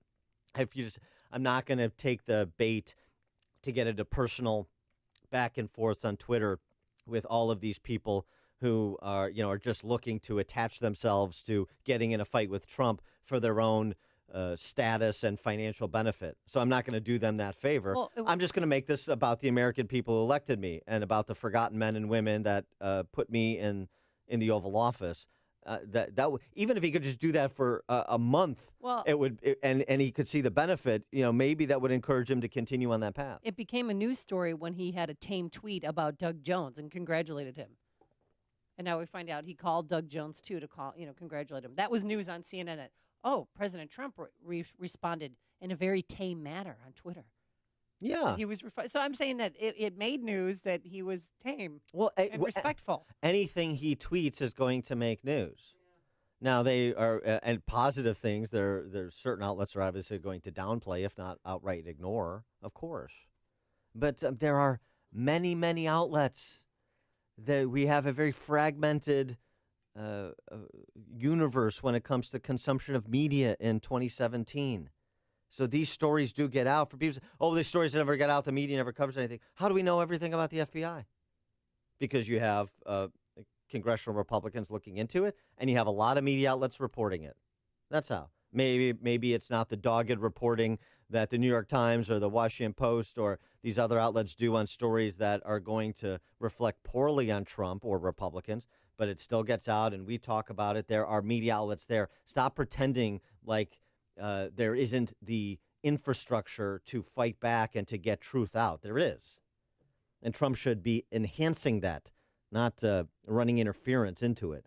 Art and Elmhurst. Hey, good morning. Morning. Hey, you're exactly right. If half his tweets were, more positive stuff that he's doing instead of letting them drag him down or into the gutter with them with these name calling and that, he'd have better rating in his populace now, I think.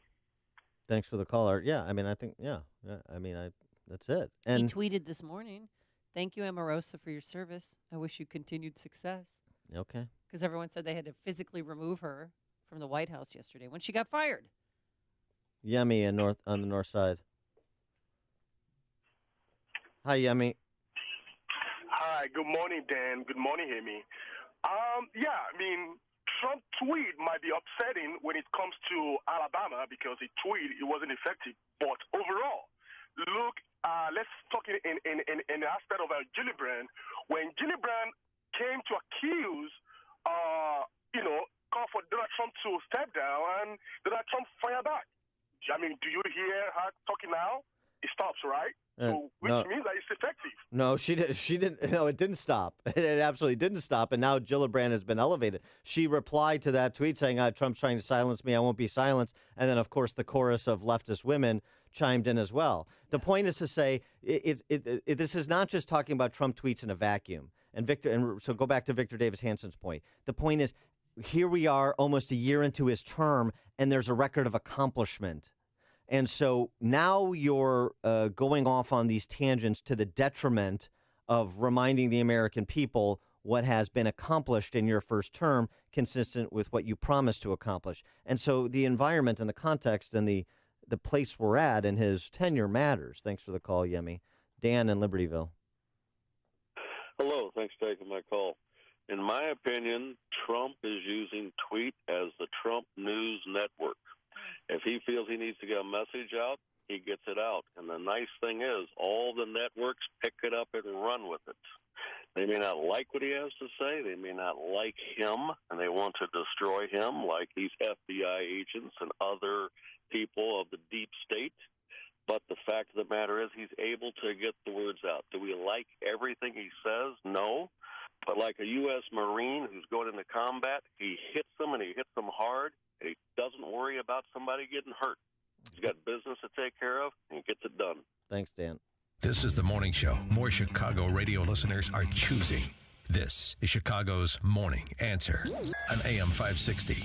The Answer. You are about to hear from Dr. Douglas Howard. After 20 years and tens of thousands of success stories, Balance of Nature is still the only pure whole food supplement available. Balance of Nature has served more than 500 million servings of fruits and vegetables. Don't accept imitations, copies, or substitutions. Our success stories are unique to Balance of Nature's fruits and veggies. You'll know you have the real thing when you open the bottles and see, smell, and taste real produce. It is worth every penny I pay because they really have made such a difference in my life. It is making me feel a whole lot better. Even my doctor thought it was a good product. Take Dr. Howard's Health Challenge and find out how to get 2 free sets of fruits and veggies. We'll even ship them to you for free. Call now for details. Call 800-2468-751. That's 800-2468-751. Or go online to balanceofnature.com. Use promo code Chicago. Hey guys, listen up because I have some big news that will blow you away.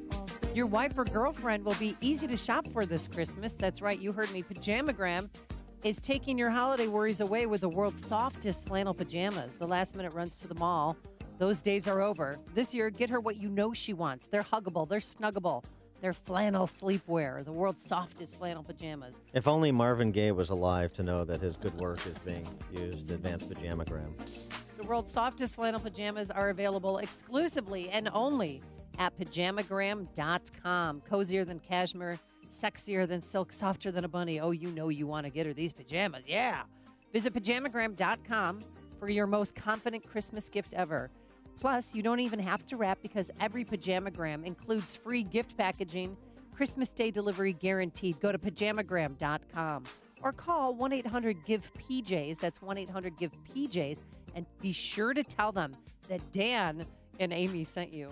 If you're drowning in IRS debt and can't afford to pay, then you need to take advantage of special IRS tax programs that are available and free yourself from IRS collection efforts once and for all. Due to the financial hardship consumers are facing throughout the country, the Internal Revenue Service has made it easier to settle delinquent tax problems. An open phone line has been established by Community Tax for consumers to call and see if they qualify. Take down this number or store it in your cell phone, but call the Community Tax Helpline at 800-500-5588. If you owe back taxes to the IRS and cannot afford to pay them back, or even if you have years of unfiled tax returns, there's no need to fear anymore. But you have to call the Community Tax Helpline today at 800-500-5588 for the help that you need. Don't take on the IRS alone. They can attack your wages, savings, pension, home, and even your Social Security check. Call 800-500-5588 for your free consultation and to see if you qualify. That's 800-500-5588. Signature Bank is Chicago's fastest growing independently owned business bank. It's a bank where relationships still matter. Signature Bank knows your name and your story. I'm Dan Proft, and I know this because Signature Bank is my business bank. I'm Jerry Kerrigan, one of the owners of F.J. Kerrigan Plumbing Company, a third-generation family-run business. Our trusted longtime accountant referred us to Signature Bank, and we've never been happier. On one of our first meetings, Signature Bank CEO Mick O'Rourke said, "You worry about running the business, and we'll take care of everything else." Since that initial meeting, Signature Bank has lived up to every promise they've made. The decision-making is local, the staff is consistent, and the service is outstanding. F.J. Kerrigan Plumbing understands the value of long-term customer relationships, and we plan to be a customer of Signature Bank for a long time to come. Signature Bank is looking for their next success story. To learn more about turning your business vision into reality, visit signaturebank.bank. Signature Bank, helping local businesses succeed. Member FDIC, Equal Housing Lender. AM 560, The Answer. Oh boy, that brings me back to my days in my prime. Yeah. Yeah, when your band was Tax and Tweets. Taxes and Tweets, Boy Meets Girl cover band. Some of my work here. I more or less sounded like those. Oh, I love it. Love it. Text just on Taxes and Tweets. Those who care about tax cuts are not tweeters. The president's tweets carry only political and entertainment capital, both of which are not important to the average person. The problem with that is the tweets are not limited to Twitter. As Amy was describing, then they're picked up by every outlet and they dominate the conversation across platforms. So right, and then they try to figure out, what did he mean? What did he say? How's this going to affect the party? How's it going to affect the midterm elections? Yada, yada, yada. So don't put fuel to the fire. We want to remind you about Food for the Poor, Dan. Have you made your donation yet? I'm going to put us over the top to be the hero. That's how I do it. Oh, that's great. Yeah, well, isn't that cheap? We've partnered again with Food for the Poor to help raise money to provide food, water for children and families in the Caribbean, Latin America, places like Haiti. The campaign's been very successful, but we need another great year here because we need to help those who are less fortunate than us, people that can't even get clean water. There's no park to run to get a sip of water. There's a lot of cholera in Haiti. It's just a very bad place to be unless, of course, with Food for the Poor, they have saved tens of thousands of lives. I mean, there's a story in the New York Times today about this is just gruesome, the heroes of Burial Road, the dead bodies that are piled up on the roads in Port-au-Prince, and these men that come out to claim the dead, to bury the dead, to be respectful. But read the stories of these men who do this gruesome work.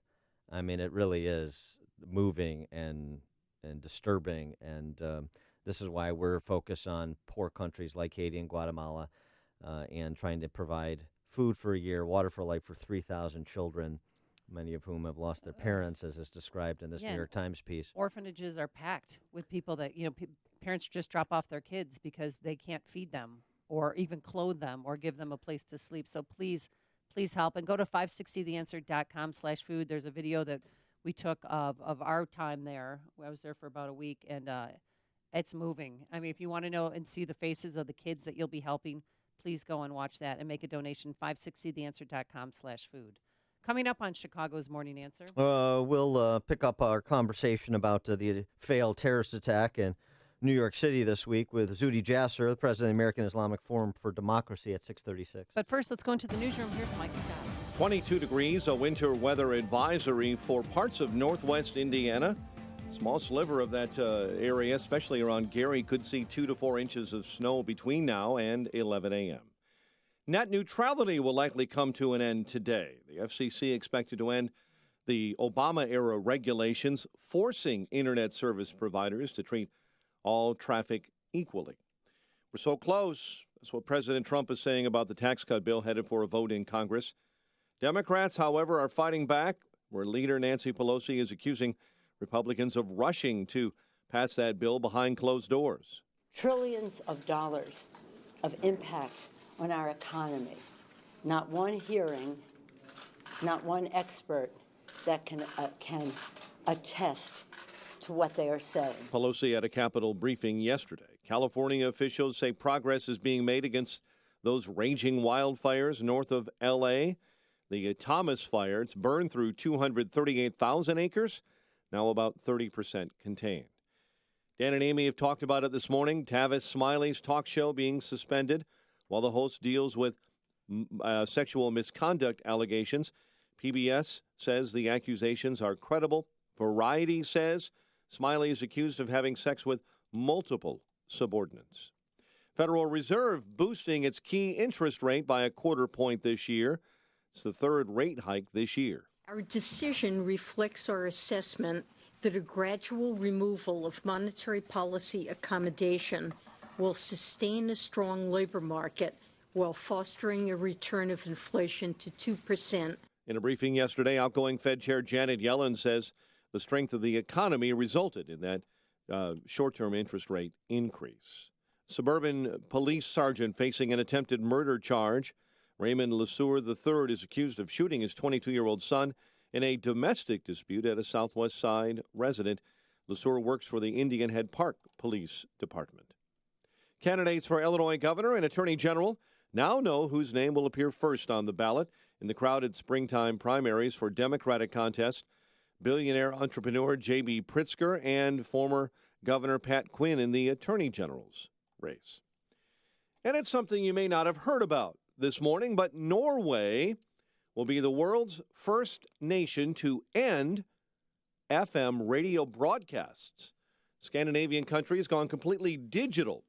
The northernmost Arctic regions will switch over in about 2 hours. The new digital systems, they say, provide better sound quality and more available channels. Critics, however, say you've got to buy a new digital receiver, and that will cost you around €250. Chicago sports, Bulls over the Jazz, 103-100. Fighting Illini on the college hardwood, a win over Longwood, while in the Valley last night, Southern Illinois and Bradley were winners. The news, a service of Lowe's. Pro customers at Lowe's save 5% on every purchase every day when you use your Lowe's business credit account. 5% on all purchases in-store or online, subject to credit approval, U.S. only. 6:34, a check of traffic and weather on the way next on AM 560. Dennis Prager can't believe the things that come from the left. Do not announce it's a boy or a girl, because we don't want to burden the child with a gender identity. It is a combination of stupid, unscientific, and sick. We are living in an unprecedented age of stupidity. Concentrated overwhelmingly among the secular well-educated. They tend to be the stupidest people in our society. The Dennis Prager Show. Weekdays at 11, right before Sean Hannity at 2 on AM 560. The Answer. For families who love the great outdoors every season, the only place to go this season is Cabela's Christmas Sale. Save 35% on all in-stock smokers. Shop in-store and online at Cabela's.com. You're busy running around shopping for holiday presents. Just make sure you save the best present for yourself. A brand new Ford car, truck, or SUV from Joe Cotton Ford in Carroll Stream. 'Tis the season to celebrate the Ford year-end clearance and stuff your stocking with the best savings of the year. No more waiting. Now is the time to get to Joe Cotton Ford with 250 brand new vehicles that have to be off the lot before the end of the year to make room for the 2018 models. You won't find a better deal or selection. And remember, Joe Cotton is a different kind of car dealer where family owned and operated really means something. They're not a big dealer group just cranking out customers to hit a sales quota. You'll get the white glove treatment without all the hype and pressure. Maybe that's why generations of Ford buyers and their families keep coming back to Joe Cotton Ford. Get to Joe Cotton Ford today and drive home your new Ford car, truck, or SUV for the holidays. Gary and North Avenue in Carroll Stream or at joecottonford.com. That's joecottonford.com. 6:36, let's check the roads in the Alarm Detection Systems Traffic Center with Jim. Thanks, Mike. On the inbound Kennedy near Addison, a rollover crash has cleared, but the damage is done. It's jammed from O'Hare to Addison. Is an hour and 5 minutes from O'Hare to downtown. 30 minutes from Montrose, 36 in the Express. Outbound, 30 minutes downtown to the airport. It says the Aiden's backed up. The delays start around Oakton. 40 minutes Lakehook to Montrose, outbound 21. The Eisenhower is 50 minutes, 390 to downtown, outbound 33. Stevenson, 42 minutes, 355 to Lakeshore Drive, outbound 40. Ryan, 27 minutes, 95th to downtown. I-57, 25 minutes, I-80 to the Verge. Bishop 422. North on Tri-State heavy approaching the 163rd Street toll. Also from the Stevenson to the Hinsdale Oasis, and from the Reagan Toll to North Avenue, eastbound I-80 jam, LaGrange Road to Harlem with crash blocking an exit ramp. Traffic is a service of Panera Bread. Family and friends will like whatever you get them this holiday, but why not get them something they'll love? A Panera Bread gift card. For every $50 in gift cards purchased, get a $10 bonus card for yourself. Visit your local bakery cafe for more details. Traffic answers when you need them most. Jim Talamonte, AM 560, The Answer. Jim, thank you. Chicago's Morning Answer continues next. Your official Chicagoland weather forecast. Cold today, clouds and sun, and a high near 30. Cloudy cold with a late night flurry expected and a low of 21. Currently, we have 17 at O'Hare, partly cloudy skies. In Aurora this morning, it's 13 degrees. Your next news update is at 7. Chicago's Morning Answer with Dan and Amy continues next on AM 560, The Answer. This hourly segment is brought to you by Papa Nicholas Coffee. Papa Nicholas, great coffee, period. Hey, Joe Walsh here. The fight continues. It's not over. It's just begun. I'll explain when Freedom returns at 5. Good morning, Dan and Amy. Pleased to be joined again by our friend Dr. Zuhdi Jasser, the president of the American Islamic Forum for Democracy and former U.S. Navy lieutenant commander. His book, A Battle for the Soul of Islam. Dr. Jasser, thanks for joining us again. Appreciate it. Oh, it's great to be with you again. Thanks for having me. Before we get to the attempted terrorist attack in New York earlier this week, I just want to get your take on something. We were talking about it the other day, and it's about kind of holiday celebrations, and particularly as it pertains to college campuses, where you have some of the dumbest people walking upright in charge. And they're works in progress, Dan. There's here in Chicago at Loyola University, there was a Muslim student group that essentially was complaining about Ramadan not being as celebrated and woven into the day-to-day experience at Loyola University, at Jesuit Catholic University, as, say, Christmas. I mean, they didn't accuse anybody of being disrespectful or prohibiting or otherwise creating hurdles for the expression of the faith of Islamic students or Jewish students or anybody else. But it's like they want it to be equal in terms of elevation. You're talking about a Catholic university. How do you react to that position that the Muslim students were taking? Well, it saddens me that the community thinks that those are our priorities. I went to University of Wisconsin-Milwaukee and, was there for 3 years and then medical school at NCW in Milwaukee. And, I always remembered, and my parents taught me that if I lived in a country where the majority felt that they could practice their faith and wanted to practice their faith publicly and openly, that they would then want to protect the minority rights to do so, because otherwise you end up having this hyper-secularization like you see in Europe. And that's what is so beautiful about America, is that the First Amendment, the first freedom that we have, religious freedom, when the majority celebrate it, they protect it for the minority. Now, our Muslim Liberty Project talks about the fact that we are Americans that happen to be Muslim, not Muslims that demand to be American. Respect comes with time, it comes with an understanding of Ramadan is, and they're putting the cart before the horse. I think in a country right now where they see Muslim militants, separatist ideas that are radicalizing, I think it's a bit much to say, well, why don't you also celebrate our holidays? I never felt I couldn't celebrate my fasting and holidays in America. Was it equal to the majority faith?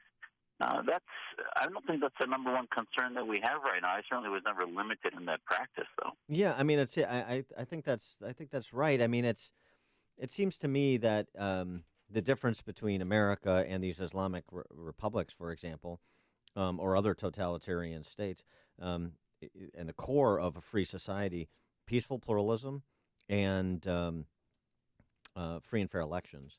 And so peaceful pluralism, of course, includes religious tolerance, but it's this culture now of validation, and of course, it's in its worst example on college campuses.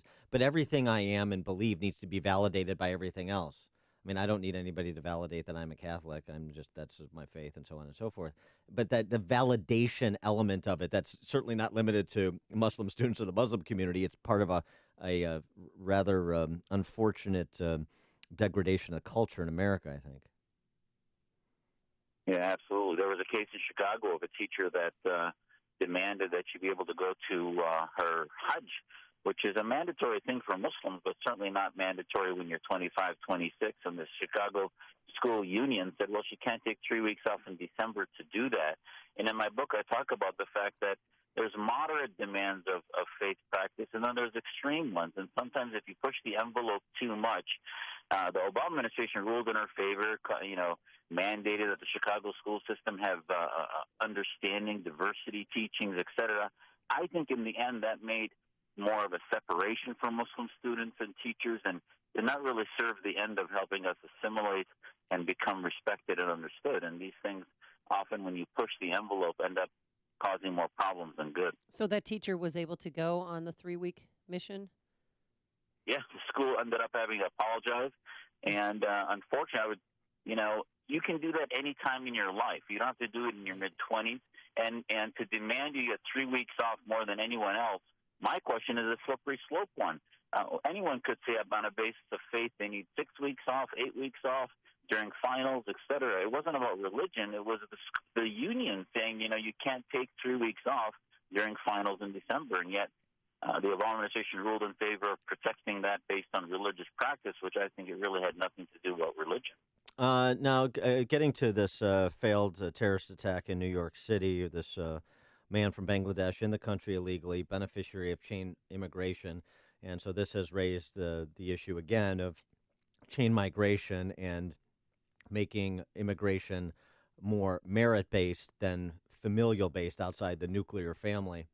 And I wonder what you think about chain migration and some of what's been discussed, by frankly, even by some Democrats, but certainly Republicans across the spectrum. It was a central issue that was raised by Marco Rubio and Jeb Bush in the presidential campaign, in addition to Trump. Well, I think any rational human being, and I think I earned a bit of an ability to have an opinion about this since I've been trying to get family out of Syria, not only since the revolution in 11, but even before. It makes sense for nuclear families to stay together. You don't want to separate parents from kids or a nuclear family, spouses from each other. But at the end of the day, extended families don't filter for, America is an idea. If you're coming here, I hope you're seeking freedom from persecution, from torture. You want to embrace the social contract of America. You understand what a secular society is. You want to escape theocracy. But if you're a communist, if you're a fascist, or if you're an Islamist or jihadist, genetics does not filter for such a thing. Extended family by marriage does not filter for ideology. So, as you all know, many in our families have folks that are uncles and cousins that have diametrically opposed ideas or worldviews than we do. So that cannot be the way a country filters on who it brings in and who's safe and who's not safe. Simply because my cousin is in Philadelphia doesn't mean that if I live in Syria, I then have a right to come to the United States when my cousin could be a Democrat and I may be a Islamist jihadist. And those things need to be filtered. What's your ideal immigration plan then? The immigration plan should be based on, number one, that we not shut the doors. I think America changes who it is if we don't welcome people escaping oppression and want to be free. So the number one thing is that they legitimately are escaping persecution. And number two, they bring something to the table. It's merit-based, either economically, intellectually. They bring resources in. They're not going to become, as we see in Britain and Europe and elsewhere, many Islamists come in and come on welfare. And that doesn't necessarily help the society that you bring to it. So be merit-based and be ideological where they embrace who we are. And that isn't as difficult to discern as you think it is. In a half an hour, 45-minute interview, you can tell if somebody understands what the American worldview is. Yeah, I mean, I think that's right. You always want America to be a safe haven for those seeking asylum. And so, and then there's disagreement on exactly what that looks like in terms of rethinking our immigration policy, even among conservatives. I'm a conservative, and I don't agree with Tom Cotton's RAISE Act, which would cut legal immigration to the United States by 50% over the next decade. I wonder what your take is on that. I mean, part of this to me seems like we play the big government game when we get into reduce it by 50%, reduce it by X percent, increase it by X percent, only so many H-1B visas. Well, how do these guys have the secret knowledge to know exactly what the number should be any more than they have the secret knowledge to know what the number should be in any other walk of life with 330 million people? And so it seems to me it should be more kind of principles focused and case specific than setting these arbitrary targets. Yeah, I couldn't agree with you more. I mean, every time one of these individuals we find tried to commit an act and we learn about the program he came in on, we say, oh, that's the problem, and this whack-a-mole continues. It's more of a whole-of-government approach to ideological vetting, and I agree with you. Some of the most leading Americans that have changed who we are immigrants that brought with them a desire to be free. I served on the USS El Paso with the head of cryptography on my ship that was a Vietnamese immigrant. His family had escaped the oppression there. And there are so many stories of immigrant stories that just can't change who we are as Americans based on numbers and quotas and things. And we can't get whiplash by going from one administration that really was trying to just open the floodgates almost in an Angela Merkel kind of way to one that just wants to shut it down based on numbers. We need to remember who we are. America is an immigrant nation. This guy, by the way, Ullah, everyone we're finding is actually radicalized here. So, yes, the visa program reform might have prevented the original problem, him, from coming in 2011. But actually, he was radicalized over the last 3 to 4 years while he was here. So that should remind Americans the bigger problem with national security is actually them being radicalized here by Islamist groups like the Council on American Islamic Relations that, by the way, hours after the attempted bombing, is lecturing Americans on behalf of the Ullah family about our justice system, et cetera, which shows that the radicalization is happening here, not over there.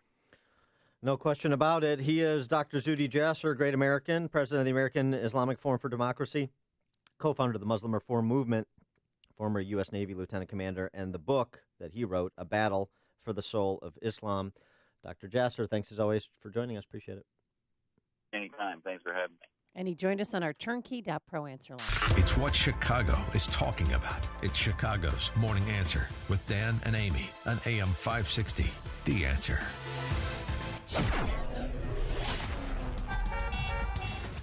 Coming up next, did Nick Saban impact the election?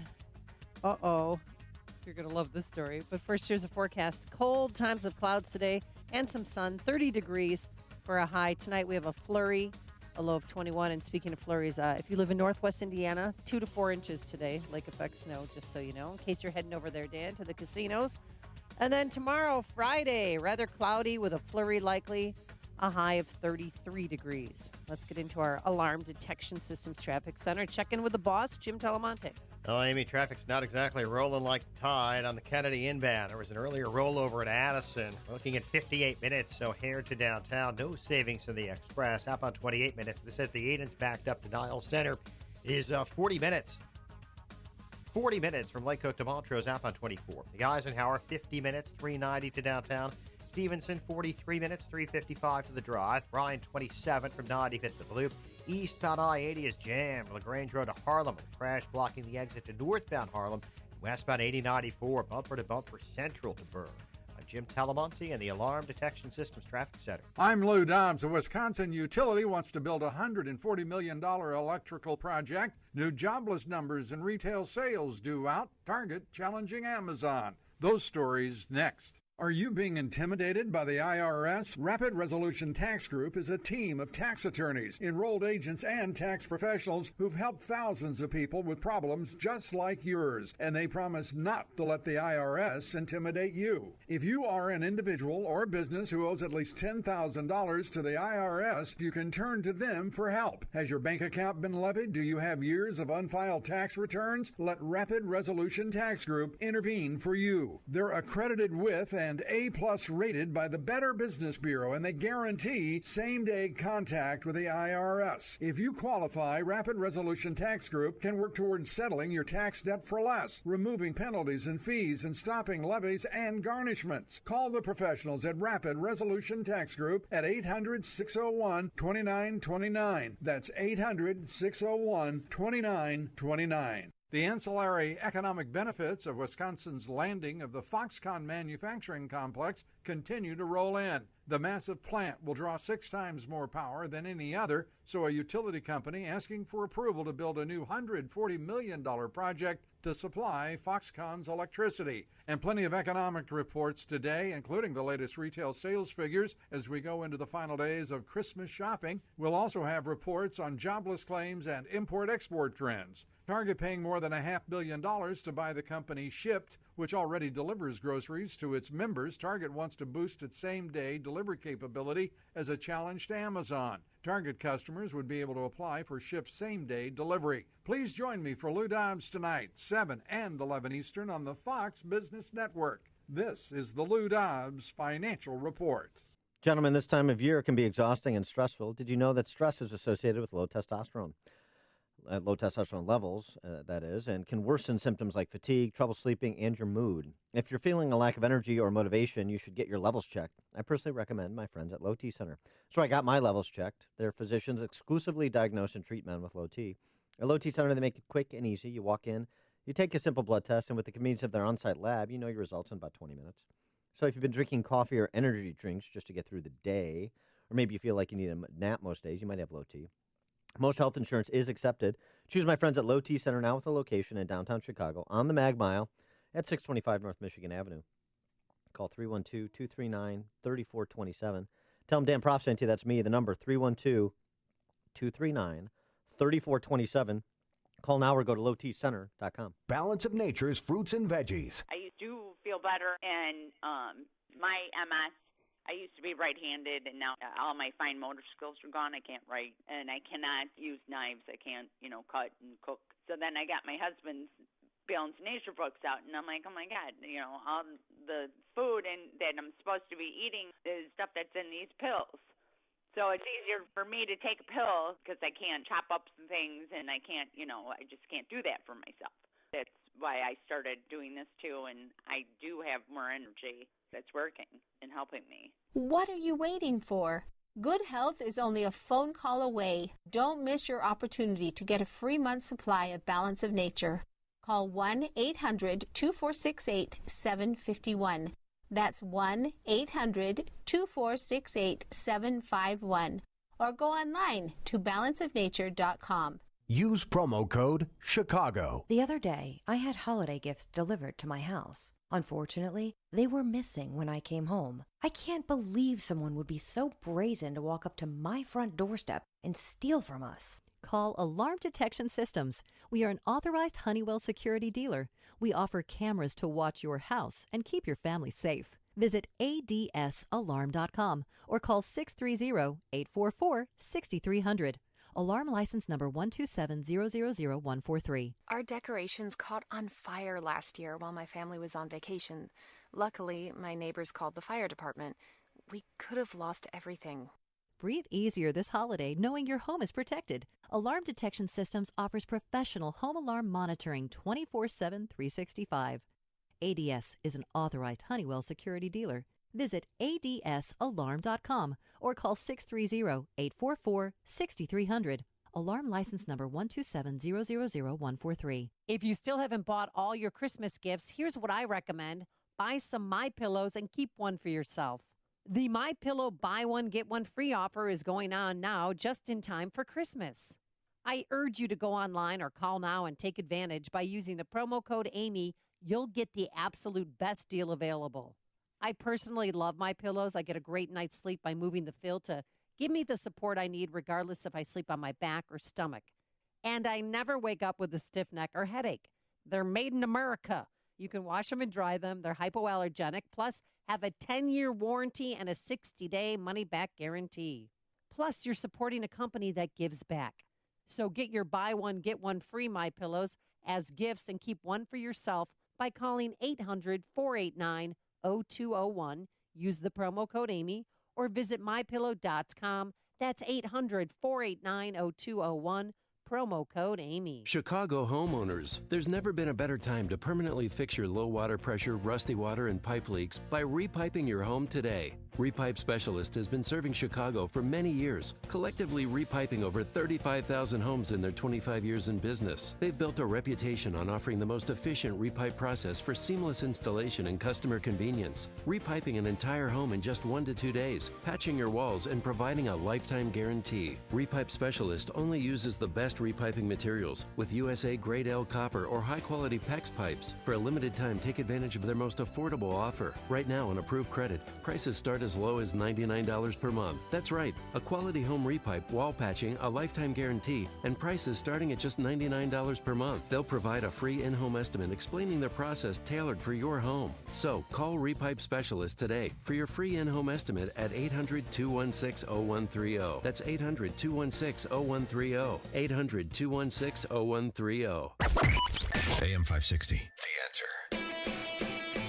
Dan and Amy, Amy, this probably of interest to you. A study out of UK finds that women are more unhappy than men until they reach their mid-80s.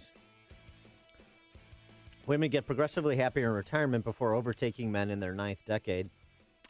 Psychiatrists say... It's because you guys are dead. Exactly. No, I'm not kidding you.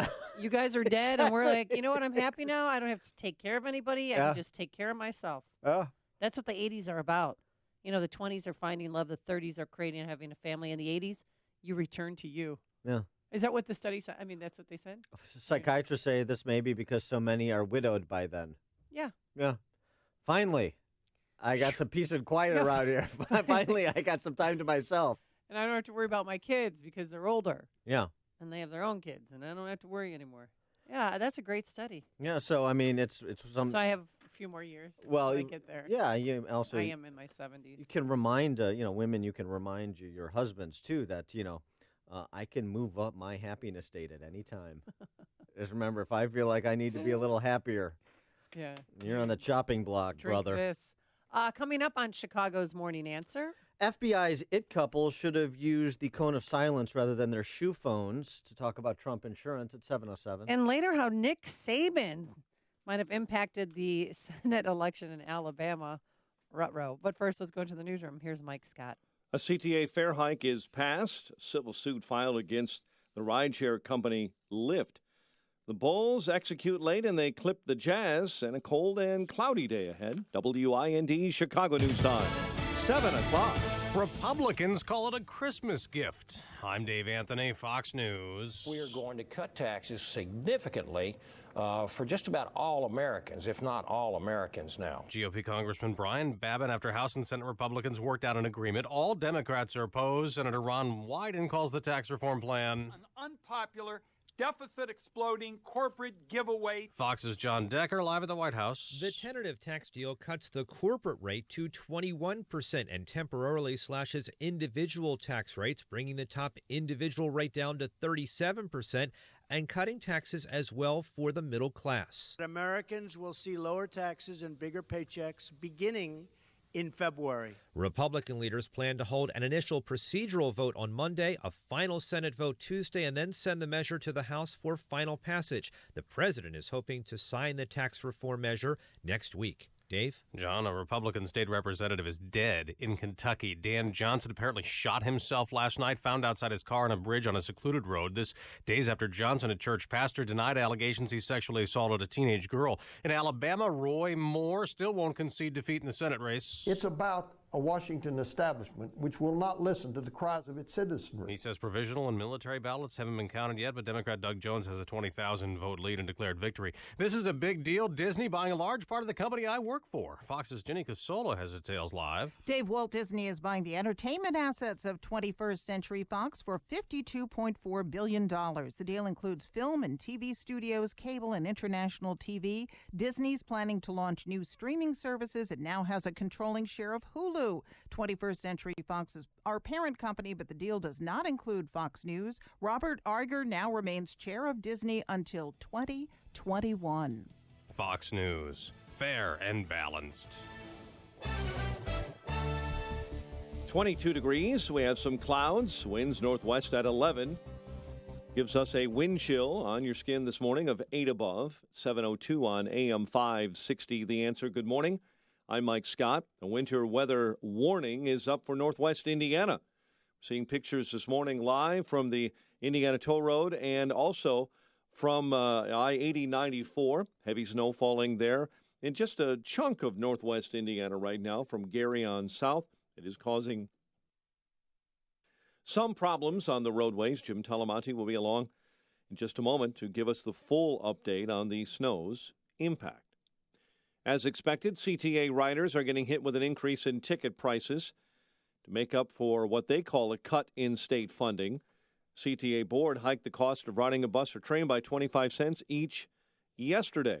Although the CTA admits the biggest problem they're facing right now is that riders who used to use CTA buses and trains are using ride sharing, not the CTA. Suburban Police Sergeant is facing an attempted murder charge. Raymond LeSueur III is accused of shooting his 22-year-old son in a domestic dispute at a Southwest Side residence. LeSueur works for the Indian Head Park Police Department, the victim in serious condition at Christ Medical Center in Oak Lawn. Cook County voters will get a chance to weigh in on whether marijuana should be legalized on a recreational basis. County commissioners voting unanimously to put the non-binding advisory question on the ballot in March. Passing the referendum in no way makes the use of marijuana legal or changes state law in Springfield, where a few legislators are pushing legalization as a way to increase tax collections. Nikola Mirotic, 29, bowls over the Jazz and their fourth straight win, 103-100. College hoops last night, Fighting Illini a win. Southern Illinois and Bradley also with wins. The news service of Napa Auto Parts. For more than 90 years, Napa Auto Parts has provided the quality parts and expertise to help keep almost anything on the road. And now with Napa Rewards, you can save money on all the parts you need to keep your car running. Quality parts, helpful people, that's Napa know-how. 7:04, a check of traffic and weather on the way next on AM 560. On AM 560, The Answer. Your opinion counts. And we want to know how you feel about the news stories we're talking about each and every day. Make sure to vote in the M13 Graphics Opinion Express poll at 560theanswer.com. Listen for today's poll question at 10:30 a.m., 12:30 p.m., and 3:30 p.m. And hear the results each evening at 5:30. It's the M13 Graphics Opinion Express poll on 560theanswer.com. All money managers may seem pretty much the same. But while some money managers may recommend high commission investment products, Fisher Investments avoids them. Some money managers may have hidden and layered fees. Fisher Investments never does. And while some money managers are happy to earn commissions from you, whether you do well or not, Fisher Investments fees are structured so we do better when you do better. In other words, we're structured to be on your side. Maybe that's why most of our clients come to us from other money managers. Talk with us and find out why so many experienced investors are switching to and staying with Fisher Investments. Fisher Investments, clearly better money management. Investments in securities involve the risk of loss. Visit us at FisherInvestments.com to find out what we can do for you. 7:06. Let's get an update on the roads in the Alarm Detection Systems Traffic Center. Here is Jim Talamanti. Thanks, Mike. It is now very slow going in northwest Indiana, especially on westbound 8094. The big jam from I-65 to Burr. Speeds are reduced on the Indiana Toll Road in both directions, especially eastbound from the state line all the way to South Bend and westbound from 94 to the state line. But it's also slow and slippery on 94 in both directions in the area from near the toll road to the Michigan state line. So everything is slowing down in northwest Indiana, pretty much on all the roads. Kennedy and Bev jammed Canfield to Jackson. There was an earlier crash near Addison. It is an hour and 18 minutes, O'Hare to downtown. 40 minutes from Montrose, 32 in the Express. Outbound 29 minutes to O'Hare. Eden's 40 minutes from Lycook Junction, outbound 25. The Eisenhower is now 56 minutes, 390 to downtown, 42 from Manheim, outbound 36 to 390. Stevenson, 55 minutes, 355 to Lakeshore Drive, outbound 37. Ryan, 27 minutes, 95th to downtown. Northbound Tri-States, though, I-80 to the 163rd Street toll, 95th to Archer, from Stevenson to 31st. Reagan toll into North Avenue. Some mild delays on the northbound Veterans Memorial starting at Maple. The eastbound I-80 is jammed LaGrange Road to Harlem after a crash.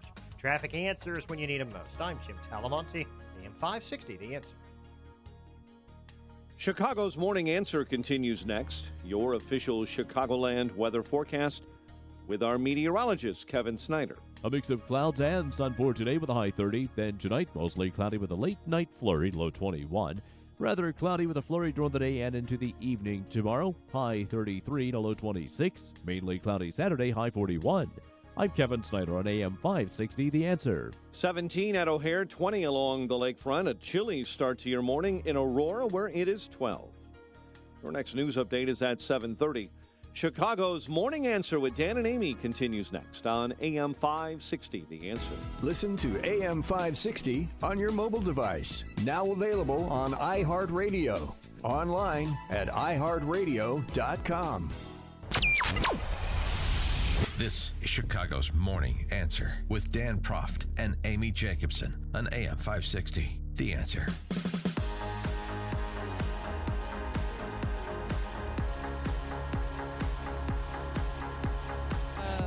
Good morning, Dan and Amy, and more revelations from the texting between Agent 86 and Agent 99. Who do you want to be, 88 or 99?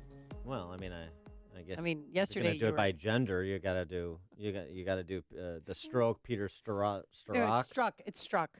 Peter Strzok. The Stroke Struck. That's what NBC was calling it and ABC. Peter Strzok. And I've by heard the like way, 14 different pronunciations. He has not been fired by the FBI. He's been reassigned. Yeah, he's been But removed he should from have the been Mueller fired. investigative team. Ugh. So you've got Still time. the Stroke Struck and Lisa Page, his mistress, and an FBI lawyer. So you got these number 2 in counterintelligence at the FBI. That's Struck. Lisa Page, who is an attorney at the FBI. These two crackerjacks over there.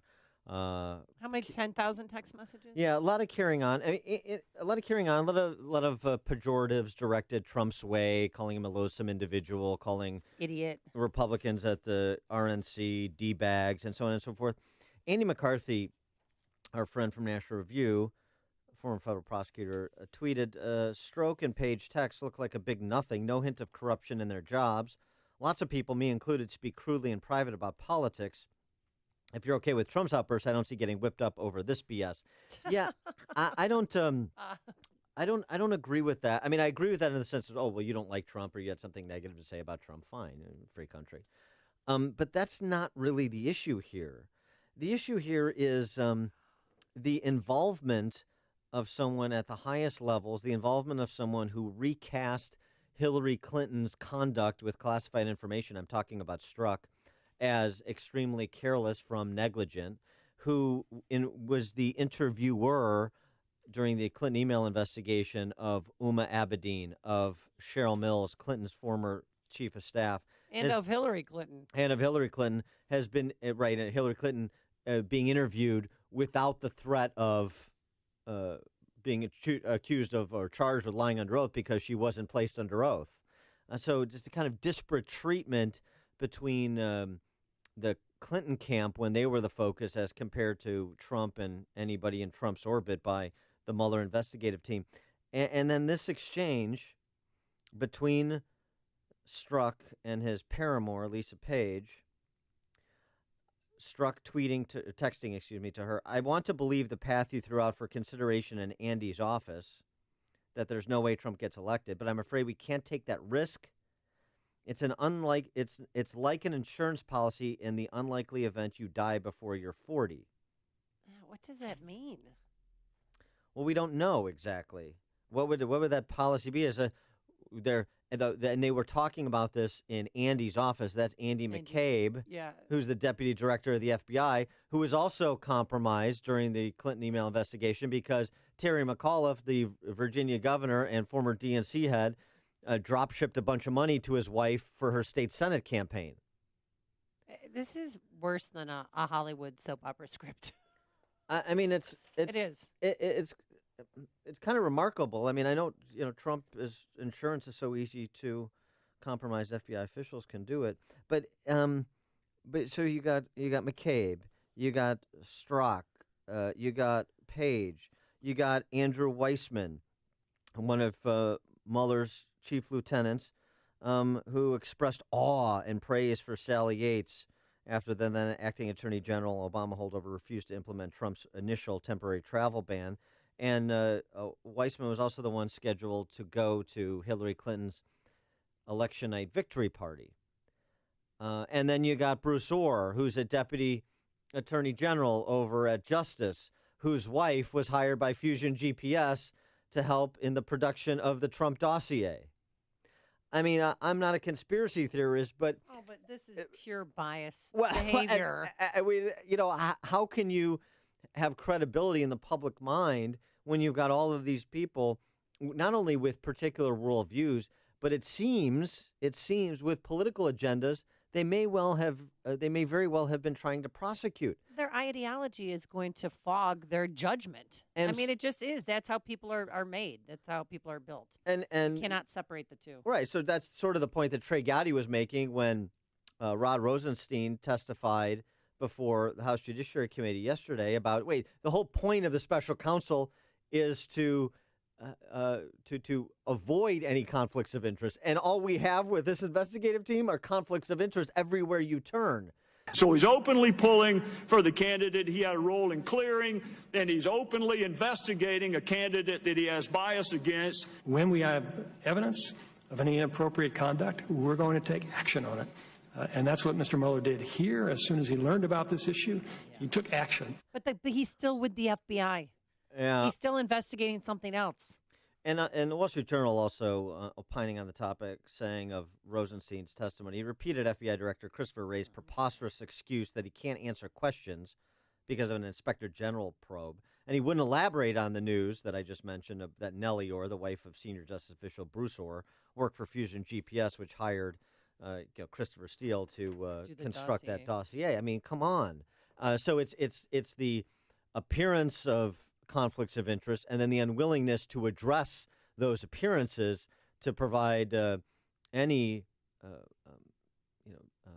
context or to allay concerns about conflicts and the professionalism with which people are doing their jobs or not doing their jobs. And this is why Ohio Congressman Jim Jordan called for a special counsel for the special counsel. I mean, only in D.C. Do you agree with Jordan, by the way? There should be a special counsel to investigate the special counsel. I mean, this is comical, but this is where we're at in this process. 312-642-5600, turnkey.pro answer line, 64636-DA, turnkey.pro text line. Jim Jordan, He was great yesterday. He brought the wood to Rod Rosenstein. You're the guy in charge. You're the guy who picked Mueller. You're the guy who wrote the memo saying why he needed to fire Comey. You're the guy in charge. You could disband the Mueller special prosecutor, and you can do what we've all called for. Appoint a second special counsel to look into this, to look into Peter Strzok, Bruce Orr, everything else we've learned in the last several weeks. Yes, Congressman, and I can assure you that I consider it very important to make sure the thorough review is done, and our Inspector General is doing a thorough review. That's how we found those text messages as part of that review. You've given that answer like 15 times. Let me ask you this. Are you concerned? I mean, this is what a lot of Americans are believing right now, and I certainly do, that the Comey FBI and the Obama Justice Department worked with one campaign to go after the other campaign. That's what everything points to. Think about what we've learned in the last several weeks. We first learned they paid for the dossier, then we learned about Peter Strzok, and last week we learned about Bruce Orr and his wife Nellie. I mean, this is unbelievable. So what's it going to take to get a second special counsel to answer these questions and find out, was Peter Strzok really up to what I think he was? I think it's important to understand, Congressman, we have an Inspector General who has 500 employees and a $100 million budget, and this is what he does. He investigates allegations of misconduct involving department employees. That review that he is conducting is what turned up those text messages. It will also involve interviews of those persons and of other witnesses. And we're looking forward to his report, and we've met with Mr. Horowitz, and we're anxiously awaiting that report. But that doesn't dismiss the fact that the country thinks we need a second special counsel. 20 members of this committee, the Judiciary Committee with primary jurisdiction over the Justice Department, thinks we need a second special counsel. All kinds of senators think we need a special counsel. What fact pattern do you have to have? What kind of text message do you have to see before you say it's time for a second special counsel? I want to assure you, Congressman, as I think the Attorney General explained, we take very seriously the concerns of 20 members of this committee or one member of this committee. Yeah. Nice brush off. But Horowitz, the Justice Department watchdog, Michael Horowitz, is the individual who obtained the text messages from the FBI on July 20th. A week later, he met with Mueller, Deputy Attorney General Rod Rosenstein, to inform them of the text. Strzok was removed from the investigation after Mueller was told of the text, but there was no public disclosure about what had happened until just recently. Yeah. And the text message, they had 375 yesterday that they released. And, they also slammed former Democratic candidates Bernie Sanders, Martin O'Malley, but they pondered the sexual preference of Republican Governor John Kasich. Yeah, I mean, some of it is like silly stuff, but the fact that this wasn't disclosed until recently, I have a problem with. Well, now the one thing I would say though, the idea that was raised and that Rosenstein rejected, that there's any basis to remove Mueller. I wouldn't remove Mueller. Why would you remove Mueller right now? You would never do that. Well, you don't want Rosenstein to remove Mueller. Mueller is in the process of vindicating Trump. Not vindicate. Vindicating Trump's, vindicating what Trump has said about this, exonerating him. And Rosenstein, all day yesterday kept defending Mueller. I think it would be very difficult, Congressman, for anybody to find somebody better qualified for this job. Director Mueller has, throughout his lifetime, been a dedicated and respected and heroic public servant. I believe he was an ideal choice for this task. It's not about qualification. I stipulate that Mueller's qualified to do it. It's about the integrity of the investigation and the investigators. That's the issue here. Some person just texted Hillary Clinton should be re-interviewed with somebody who does not have a political bias. Well, everybody has their own biases, but it's one thing to be, I'm a Democrat, I vote Democrats. That's not fine. You're a Democrat, you're interviewing a Republican, you're a Republican interviewing a Democrat. People do that all the time. What's going on here seems to be much more, and it's not limited. It's like one individual, and that's a one-off in a big on a big investigative team or within a big organization like FBI or a big organization like Justice. That's not what's happening here, and it's at the highest levels. So absolutely don't even think about firing Mueller because he's busy destroying the credibility of his special counsel investigation, and the FBI and to some extent Justice is being taken down with it. This is the great irony, is that after all of this is done, you may have Trump with enhanced credibility and the investigative agencies with reduced credibility. It's remarkable. Tom in Deer Park. I don't know if we need another special counsel. And regardless of one's political ideology or party, as citizens, I'm terrified of this. It's just, it's nothing new. But when these details come out like this, it just scares the daylights out of me, and I don't know how it gets rectified. I don't know if we have it in our capabilities. Thanks, Tom. Jeff in Arlington Heights. Hi, Dan and Amy. So an inspector general is going to be able to go after individual agents, maybe get them disciplined, maybe go after individual lawyers and put out a report, but he's never going to get to the larger conspiracy, which is clearly what's I'm a conspiracy theorist, I guess, because I believe that all these things add up together to what you're saying it was, Dan. And so I agree with Jim Jordan. There should be a second special counsel, and this Mueller investigation should be shut down. It's a farce. All right, thanks for the call. Thanks for the call, Jeff. This is, what we talked about at the initial stages, the fear that you had the previous administration weaponizing law enforcement agencies, weaponizing the intelligence community for political purposes. Is dangerous stuff. Ralph and Rantoul. Yeah, good morning. Andrew McCarthy, normally I agree with him. In this case, I have to disagree. Trump's a politician now. Whatever he was before is irrelevant. He's a president. He's a politician. I may not like the way he communicates, but when he tweets or texts, those things are his opinions now, and they're news. when I hear about FBI people who are supposed to be without prejudice when they're following facts, they're supposed to follow the facts. And when I hear the private communications among these people, and they're supposed to be following the facts, but they're instead it looks like injecting their political agendas into their investigations, that's a concern. You want to read about what happens when you get to a police state that's political. The Stasi were really good at that, and I don't think we want to get there. I don't think we want an FBI that we have to worry about. That's a political wing of who's ever in power. Yeah, thanks. It's a problem. Thanks for the call, Ralph. Did you ever see The Lives of Others? The movie The Lives of Others. Oh, it's really good. It's about the Stasi. Ralph reminded me. It's really good. Okay. George and Monique. What we need is a guillotine on a trailer. Okay, Robespierre. Who are you lining up? Anybody that testifies like that. All right, thanks, George. You've made the switch, and it feels so good. You've switched to Chicago's Morning Answer on AM 560. The Answer. Coming up next, how Alabama's head coach might have affected the Senate race in Alabama. But first, here's your forecast. Cloudy with some sun, a high of 30 degrees. If you're in northwest Indiana, you're going to have lake effect snow anywhere from 2 to 4 inches. Tonight, mostly cloudy, a flurry or two late, a low of 21. And for Friday, not much sunshine. It'll be cloudy, likely of a flurry. A high of 33 degrees. Let's get into the Alarm Detection Systems Traffic Center. Is traffic bad in northwest Indiana? Here's Jim Telemonte. It's kind of rough, Amy, especially on westbound 8094. It's bumper to bumper I-65 to Bourbon. Speeds are reduced throughout the region due to snow on the roadways, including the Indiana Toll Road.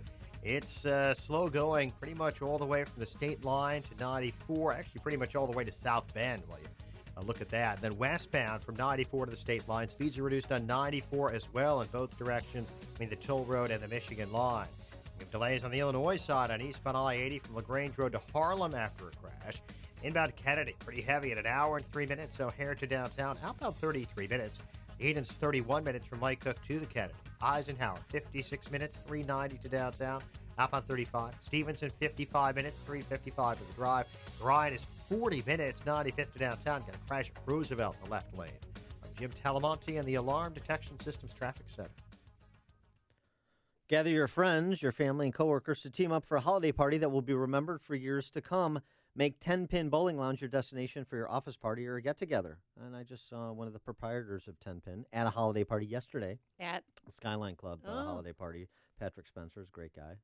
And met his wife, too. He's lovely. Oh, good. Yeah. How about that? See? Me So, rubbing Remember you and I, we were going to rubbing have a bowling, shoulders with high society. We were going to have a bowling match. Yeah, we should do it at 10 Pin. I always want to do that. All right, fine. I heard they have martinis and burgers. You heard that are to die for. You heard correctly, Miss Jacobson. 10 Pin Bowling isn't just bowling. It's cool, comfortable, upscale lounge with great music, delicious food, and a tempting drink list. You have to see their 128-foot video wall featuring your favorite sports teams or your own presentation, and it would be home court advantage for me because I have bowled there before. And you'll be on your game on one of the 24 state-of-the-art bowling lanes if the pins don't go down as easily as the martinis, burgers, and conversation. Don't worry. It's only part of the fun. Let their expert team of party planners customize your event, big or small. There's room for everyone, so enjoy your next happy hour, corporate outing, or party at 10 Pin Bowling Lounge downtown on State Street right next to the House of Blues. Come for the bowling or just come for everything else. Get started today at 10pinchicago.com. That's the number 10, 10pinchicago.com. Balance of Nature's fruits and veggies. You know what? They do make me feel better. I really do. Like, it has helped me a lot. It gives me energy. They're working out for me, and so I'm really, really happy. When I first started taking it, someone mentioned my my skin, and that was like within like the first couple of weeks, and I thought, wow. I feel like $1 million. Really love the product. I gotta tell you, I don't no longer have those energy lows at 4 o'clock when I'm falling asleep. I am doing things I ordinarily would not do. What are you waiting for? Good health is only a phone call away. Don't miss your opportunity to get a free month's supply of Balance of Nature. Call 1-800-2468-751. That's 1-800-2468-751. or go online to balanceofnature.com. Use promo code Chicago. If you're thinking of getting engaged this holiday to that special someone, I have the perfect place for you to make sure you get the ring. Roland's Jewelers, downtown Libertyville. Roland's Jewelers is excited to offer AM 560 listeners up to $750 in savings on loose diamonds that are already at wholesale prices. Now, they're a direct diamond importer, which gives you huge savings on quality loose diamonds. Experience beautiful engagement rings. Designers like Hearts on Fire, Simon G., A. Jaffe, and Gabriel. Roland's expert jewelers can custom design that perfect ring you're going to cherish. I love this place. This holiday season, let Roland's Jewelers, downtown Libertyville, make your engagement experience truly memorable. Save up to $750. You can visit them online, RolandsJewelers.com, ROLLANDS, RolandsJewelers.com. Remember, when buying an engagement ring for that special someone, visit Roland's Jewelers, a family-owned jeweler you can trust. Gentlemen, this time of year can be exhausting and stressful. Did you know that stress is associated with low testosterone levels and can worsen symptoms like fatigue, trouble sleeping, and your mood? If you're feeling a lack of energy or motivation, you should get your levels checked. I personally recommend my friends at Low T Center. It's where I get my levels checked. Their physicians exclusively diagnose and treat men with low T. At Low T Center, they make it quick and easy. You walk in, take a simple blood test, and with the convenience of their on-site lab, you'll know your results in about 20 minutes. So if you've been drinking coffee or energy drinks just to get through the day, or maybe you feel like you need a nap most days, you might have low T. Most health insurance is accepted. Choose my friends at Low T Center, now with the location in downtown Chicago on the Mag Mile at 625 North Michigan Avenue. Call 312-239-3427. Tell them Dan Prof sent you. That's me. The number 312-239-3427. Call now or go to lowtcenter.com. That's lowtcenter.com. Do it today. Hey, so many things to do to get ready for Christmas and New Year's. Wouldn't it be great to take a break? Make reservations for your family or your company's Christmas party at one of the Chicago Prime family-owned restaurants. There's Chicago Prime Steakhouse and Chicago Prime Italian in Schaumburg, 5 o'clock Steakhouse in Milwaukee, and introducing the new Avante Banquets and Conference Center in Fox River Grove. Don't wait. Now is the time to book your Christmas lunch and dinner events. The Chicago Prime Restaurants and Avante Banquets can throw an amazing celebration for 10 to 600 guests. Plus, now through the end of the year, buy a $100 gift card and receive a $25 bonus card. Real quality food, organic produce, and only the finest ingredients made from scratch, along with an award-winning wine list, all at a reasonable price. The Chicago Prime family of restaurants, ready to make your Christmas season special. Visit Chicago Prime and Avante Banquets on the web and make your reservations today. AM 560, The Answer. I love this one. Dan and Amy, it's annoying. What do you mean? I don't know. Feliz Navidad. Now it's even more annoying. Espero año feliz. Oh, I Yeah. got that wrong. If you love it so much, why don't you learn the words? You know, Thanks, you know what I Scott. mean? That was me. Oh, you got to know the words. Yeah. Right? Feliz Navidad. Merry Christmas. Well, the other Espero words. año There's only like 4 other Navidad. words. I mean, come on. Ready? I want to wish you a Merry Christmas.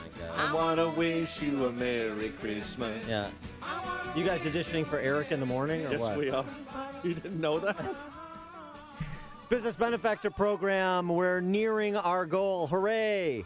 To make a merrier Christmas for 3,000 children in Haiti and Guatemala. Our Food for the Poor campaign this holiday season. Feed 3,000 children, provide them food for a year, water for life. Thank you to the business benefactors who made a $2,500 tax-deductible gift and are receiving 40 60-second commercials that run prime broadcasting hours on our airwaves to promote their business. There's still a few slots left. If you want to get involved in this, contact Michael Mann, our sales director, 847-871-1527. And act quickly because slots are filling up fast. And by the end of next week, this business benefactor will be no more. It's a great way to elevate your business to the next level. So do it right now. Coming up on Chicago's Morning Answer. The floodgates are opening in politics with respect to sexual misconduct, but not in Illinois, not yet. I wonder why that is. We're going to talk to Denise Rothheimer, who's a victims' rights advocate and the only woman so far to name a name of an Illinois politician who allegedly engaged in sexual harassment. about why it is that no other women have come forward in this state yet. That's at 7:37. You won't want to miss it. But first, let's go into the newsroom. Here's Mike Scott. 17 degrees, a winter weather advisory up for northwest Indiana, some heavy snow there. Alabama Democratic Senator-elect Doug Jones talking with NBC's Today Show moments ago, explaining why he believes he was able to pull off a major upset this week. We felt like that our message was getting across. People were really responding to what we've called those kitchen table issues.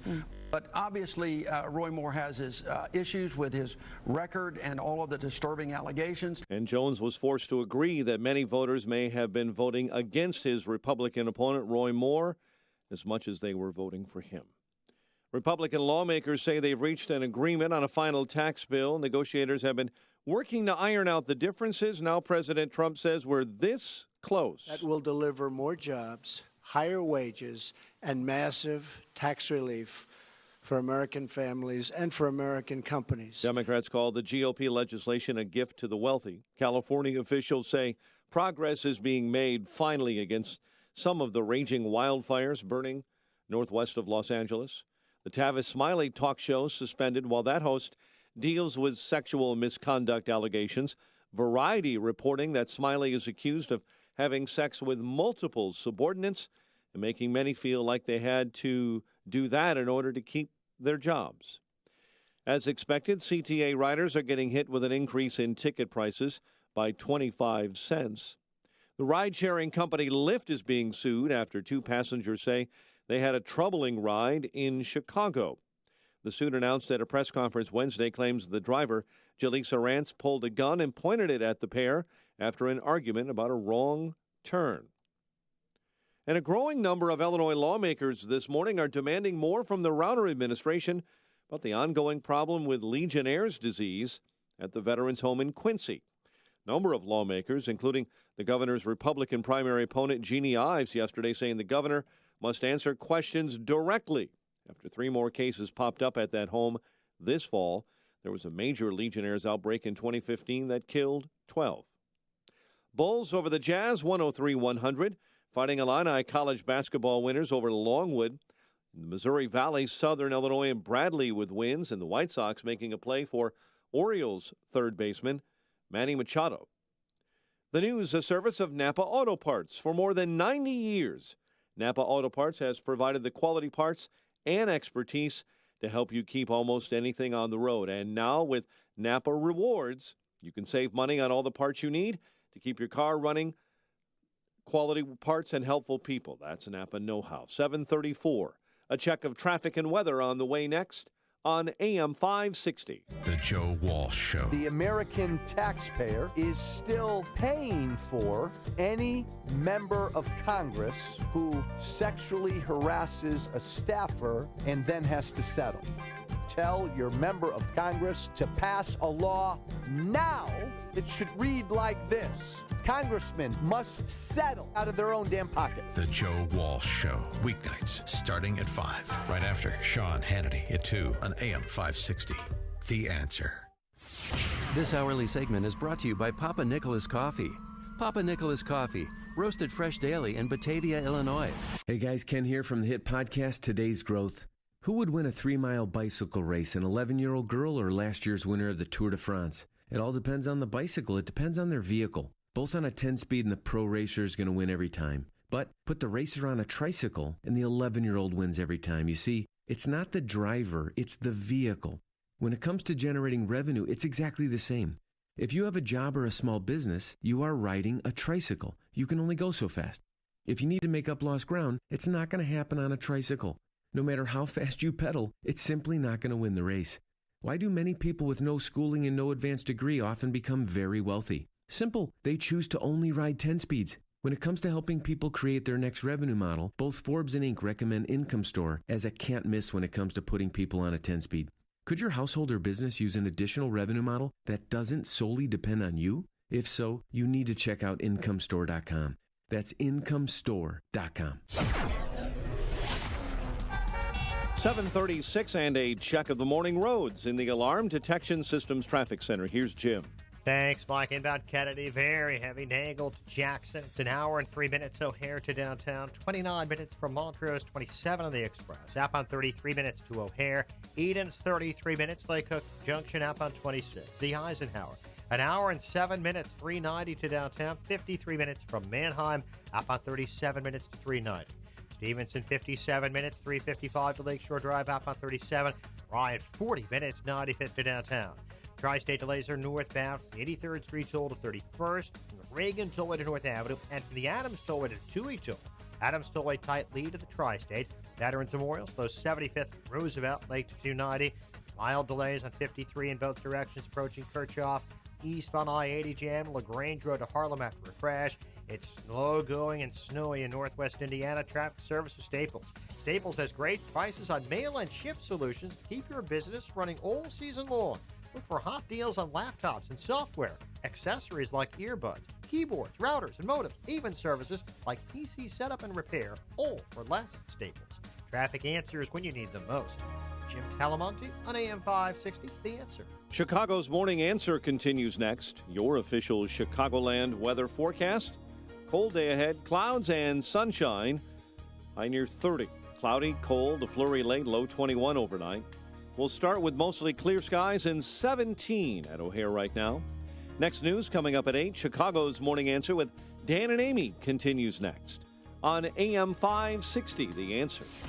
This hourly segment is brought to you by Advanced Planning Advisors, bringing you Smart Money Talk with Mike Moylan and Rob Curvin, Saturday mornings at 6.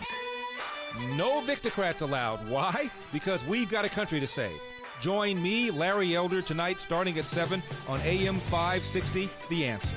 Dan and Amy, and that story that Mike Scott was reporting about that veterans home in Quincy. Good reporting, WBEZ, Dave McKinney and Tony Arnold on this. Since July of 2015, 13 residents of that home in Quincy have died from Legionnaire's disease. Oh, my gosh. 11 families now suing the state for negligence. Legionnaire's, this is a matter of, cleanliness at that facility. Yeah. They don't have a fountain in that facility either. So, I mean, we've spent a lot of time, and rightly so, talking about VA hospitals and their failure to provide the service and the medical care that our veterans are guaranteed and have earned. We seem to have the same thing going on in the state, and Governor Ronner, where is she? Jeannie Ives saying that if the governor can't manage a 200-acre facility with 250 clients, then he really isn't in charge, as he has previously said. This is big. This is a big issue. The state at the state level failing our military men and women. There's also another seeming failure going on. I mean, have you noticed since the allegations started? The allegations of sexual misconduct against high-profile individuals in media and entertainment and politics, since they started, we were expecting the floodgates would open in Illinois, too. Yeah, because there were so many rumblings of people who wanted to tell their stories, but we've only had one person really publicly come forward. Well, right. You had 300 women sign a letter. I know. And we've had one woman so far in testimony at a hearing for a specific piece of legislation, make an accusation about a specific politician, State Senator Ira Silverstein. Denise Rothheimer accusing Silverstein of pursuing her while she was trying to just pursue legislation on behalf of her daughter, who is a victim of sexual crime. And the result of that was a couple things. One, without admitting any guilt, Silverstein was removed from Senate Democrat leadership and from his committee chairmanship. He's still in the Senate. And then, two, we find out that Denise Rothheimer's complaint that she filed to the Legislative Inspector General's office last November hadn't been acted upon, because there is no Legislative Inspector General. There wasn't until 2 weeks ago. So, and then we find out from another legislator that there's more than 24 complaints of one nature or the other, some ostensibly including allegations of sexual misconduct by members of the General Assembly, that have also just laid there collecting dust. And so what's happened since these revelations. No one else has come forward. They hurry through legislation, mandatory sexual harassment training for all the legislators, but we don't have any action on the release of those complaints, even with the accusers' names redacted. I think, and we don't have any action with respect to, are we waiving any time restrictions because of the General Assembly's failure to have a legislative inspector general, which was that purposeful? So they could have this kind of bipartisan combine, hat tip John Cass, non-aggression pact. If you allow us to protect our bad actors, we'll allow you to protect your bad actors. Is that what's going on? What's going on? There's a task force, a House task force that has had hearings. So where are we? For more on this topic, we are now going to talk to the one woman who has come forward, who made those accusations against State Senator Ira Silverstein. She is Denise Rothheimer. Denise, thanks for joining us again. Appreciate it. Thank you. Thanks for having me again. So there's been a couple of sexual harassment task force hearings.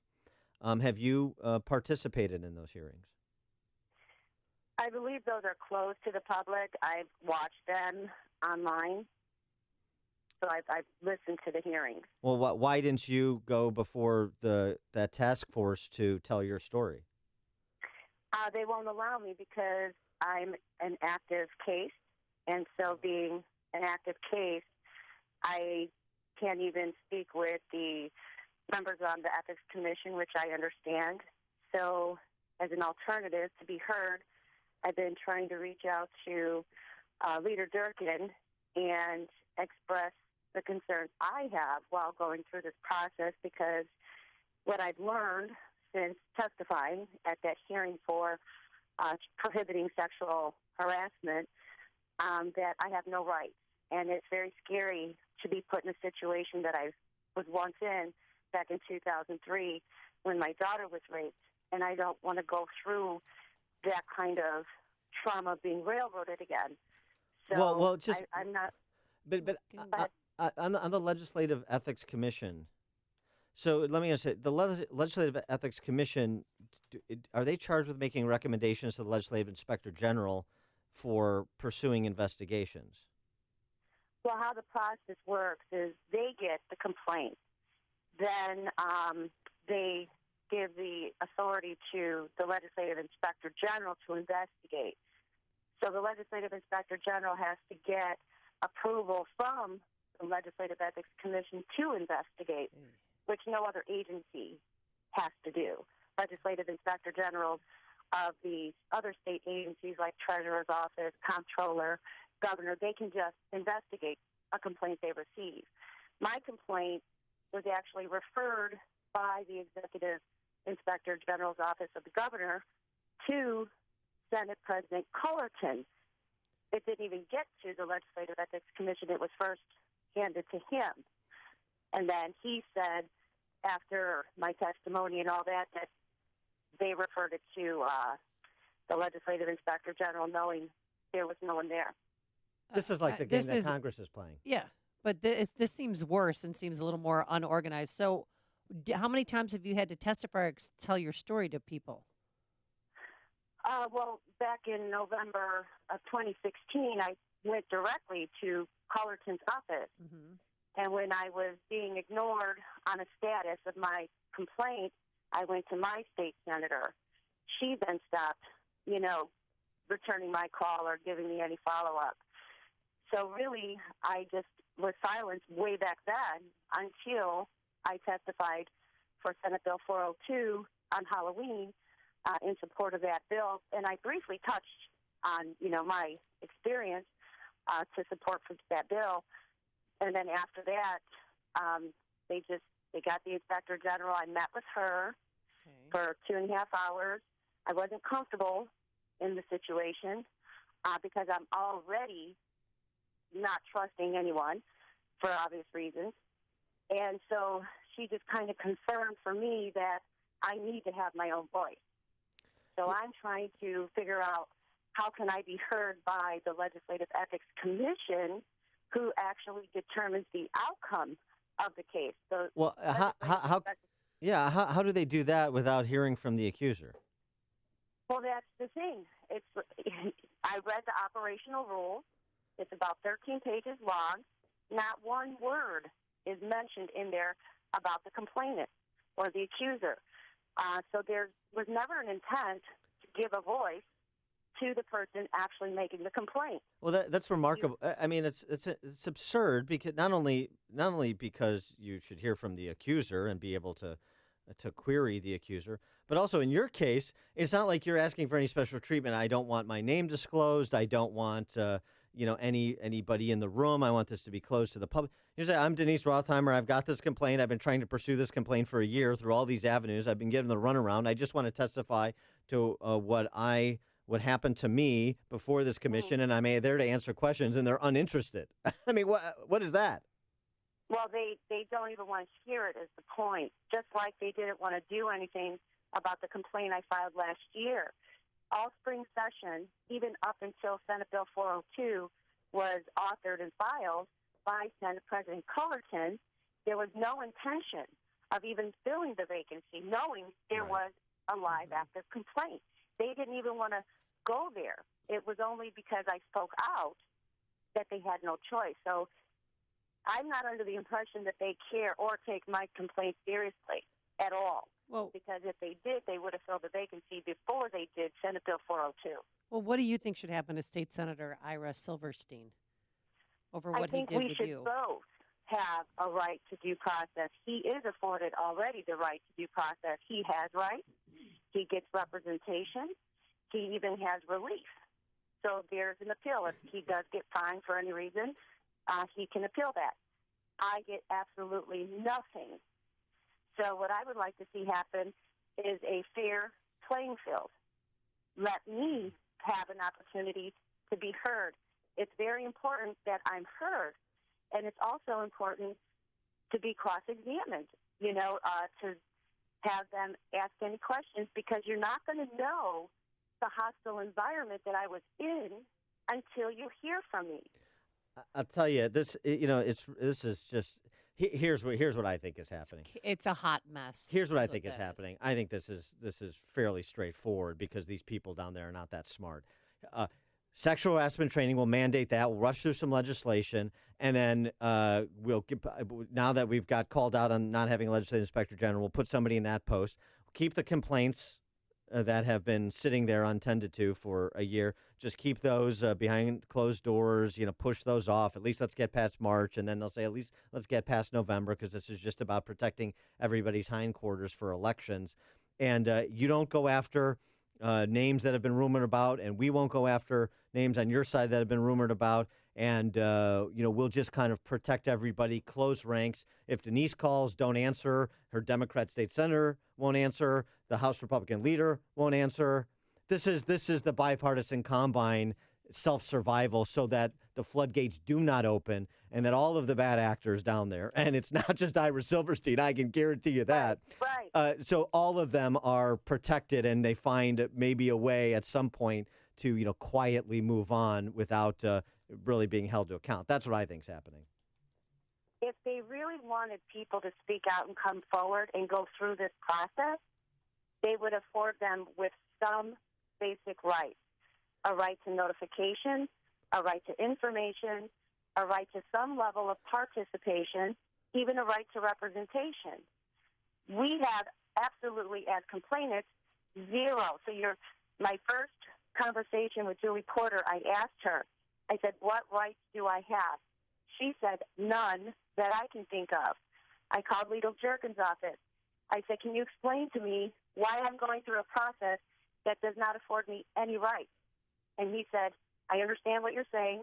I don't have an answer to your question. Yeah. He referred me to the operational rules. Yeah, I mean this is like what's happening in Congress. You have to go through all these hoops because they want to frustrate you, they want to tire you out. The only thing we don't have, or we don't know we have yet maybe, are these secret clandestine taxpayer funded sexual harassment settlements. We'll see if those ultimately are a part of this story in Illinois like they are nationally as well.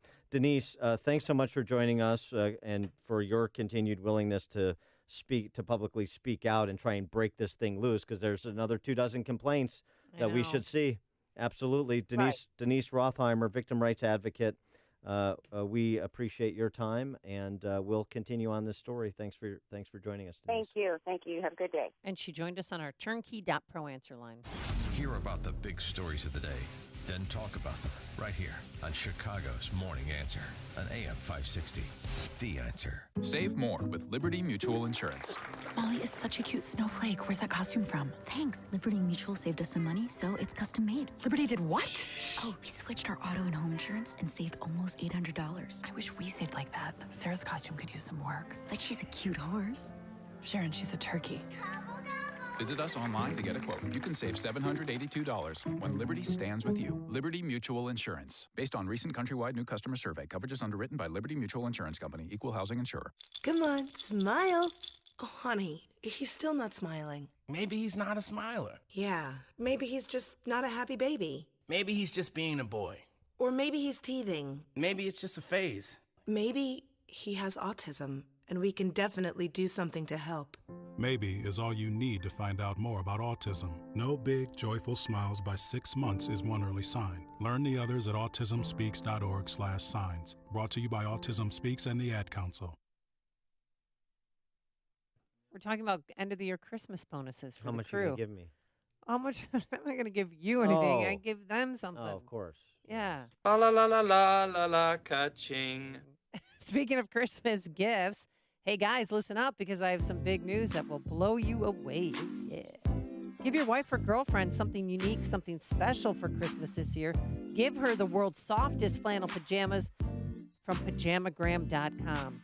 The world's softest flannel pajamas, blah, blah, blah, blah, are cozier than a bunny.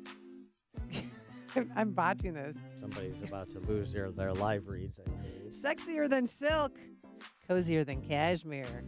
If she's never had the world's softest experience, she is in for a Christmas treat with a pajamagram.com. Pajamagrams, you don't have to wrap because every pajamagram includes free gift packaging and Christmas Day delivery guaranteed. Go to pajamagram.com and get the world's softest flannel pajamas.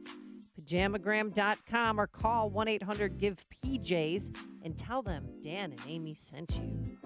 Save more with Liberty Mutual Insurance. Molly is such a cute snowflake. Where's that costume from? Thanks. Liberty Mutual saved us some money, so it's custom made. Liberty did what?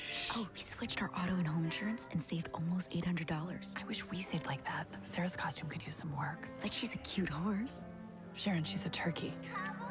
Visit us online to get a quote. You can save $782 when Liberty stands with you. Liberty Mutual Insurance. Based on recent countrywide new customer survey. Coverage is underwritten by Liberty Mutual Insurance Company. Equal housing insurer. Come on, smile. Oh, honey, he's still not smiling. Maybe he's not a smiler. Yeah, maybe he's just not a happy baby. Maybe he's just being a boy. Or maybe he's teething. Maybe it's just a phase. Maybe he has autism, and we can definitely do something to help. Maybe is all you need to find out more about autism. No big, joyful smiles by 6 months is one early sign. Learn the others at autismspeaks.org/signs. Brought to you by Autism Speaks and the Ad Council.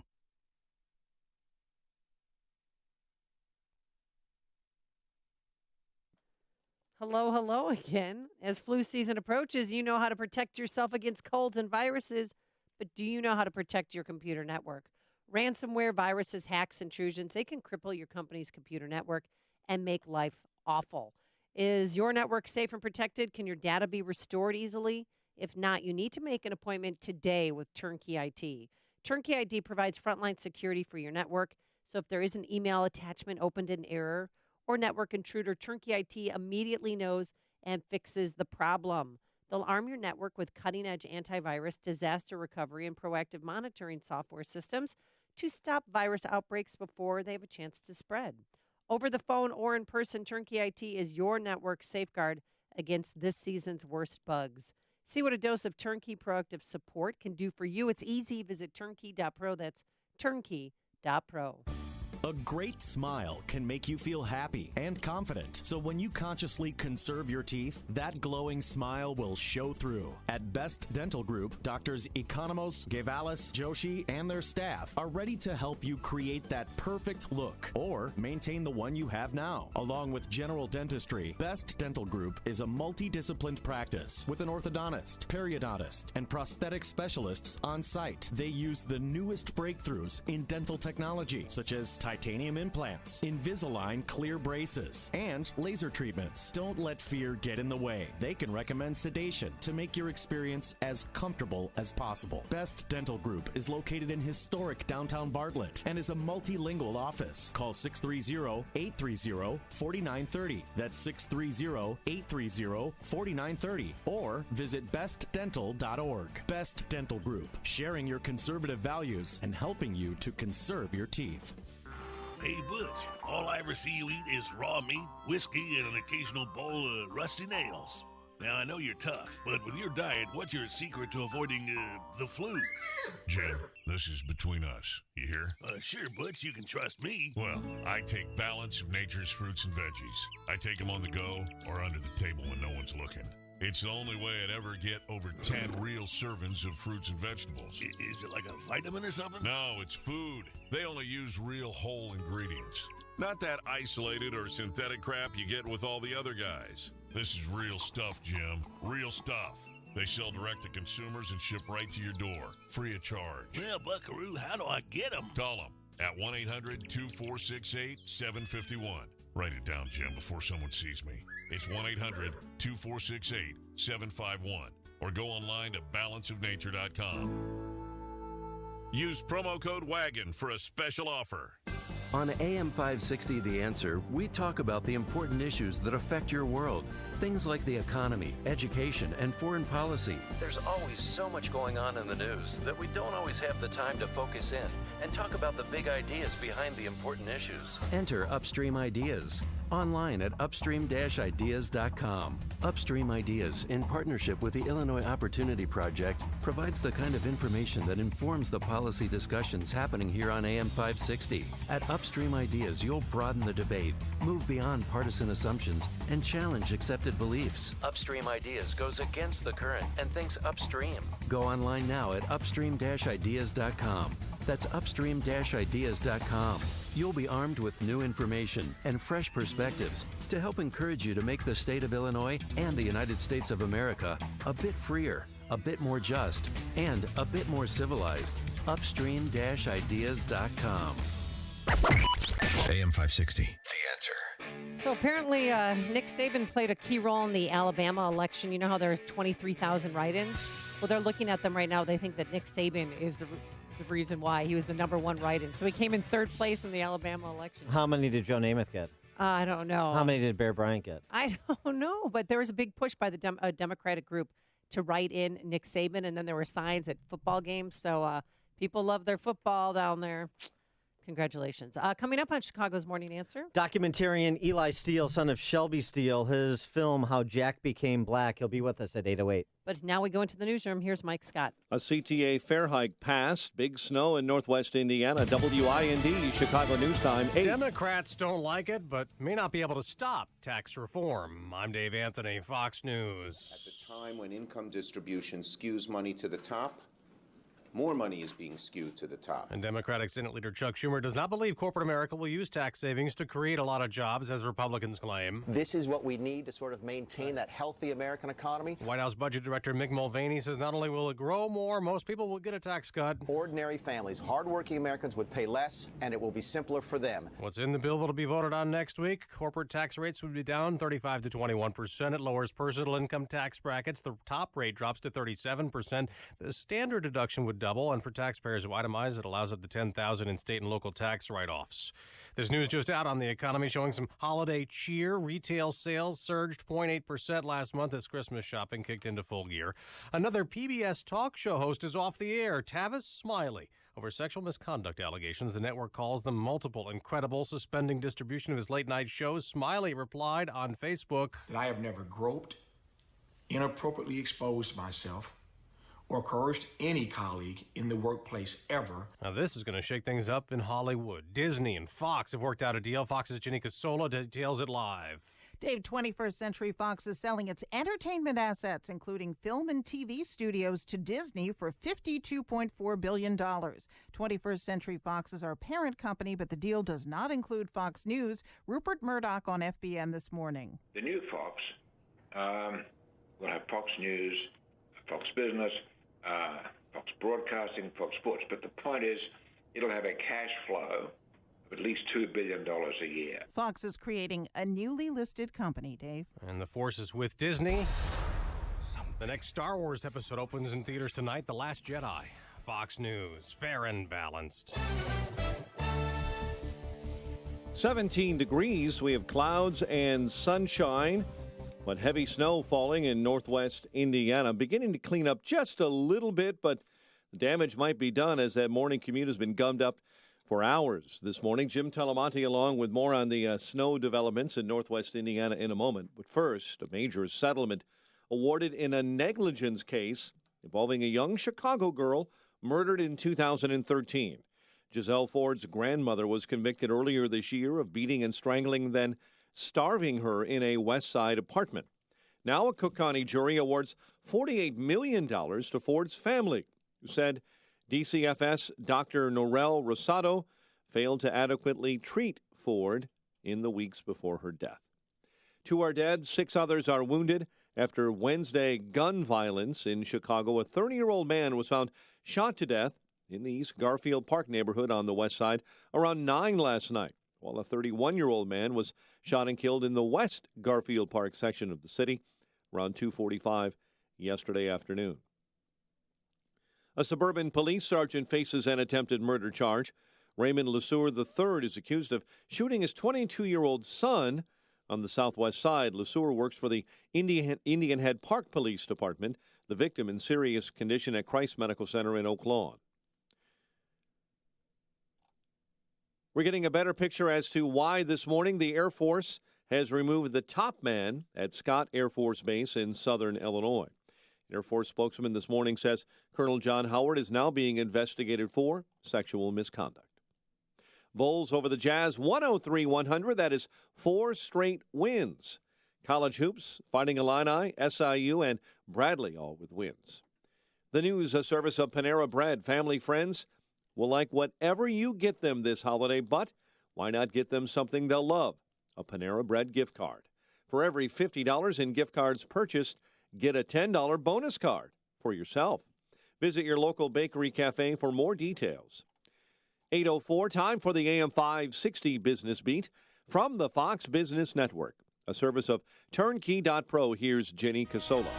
From the Fox Business Network, Walt Disney is buying the entertainment assets of 21st Century Fox for $52.4 billion. The deal includes film and TV studios, cable and international TV. Disney's planning to launch new streaming services, and now it has a controlling share of Hulu.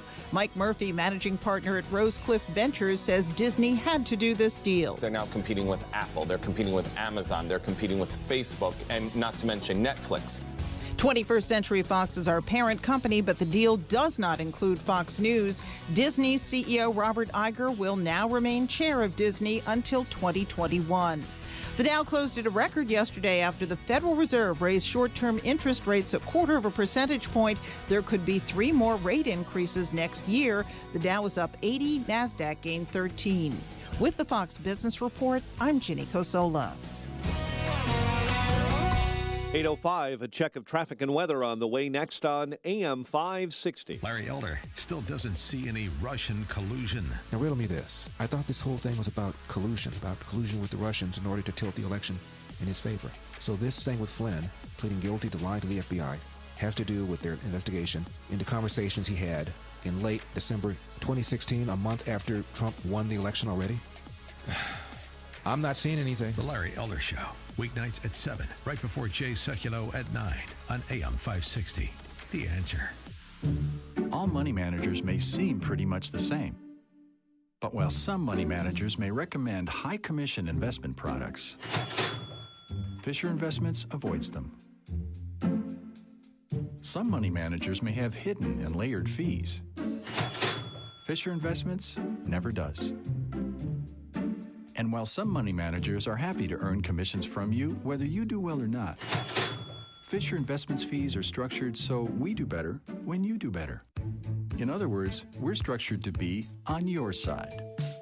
Maybe that's why most of our clients come to us from other money managers. Talk with us and find out why so many experienced investors are switching to and staying with Fisher Investments. Fisher Investments, clearly better money management. Investments in securities involve the risk of loss. Visit us at FisherInvestments.com to find out what we can do for you.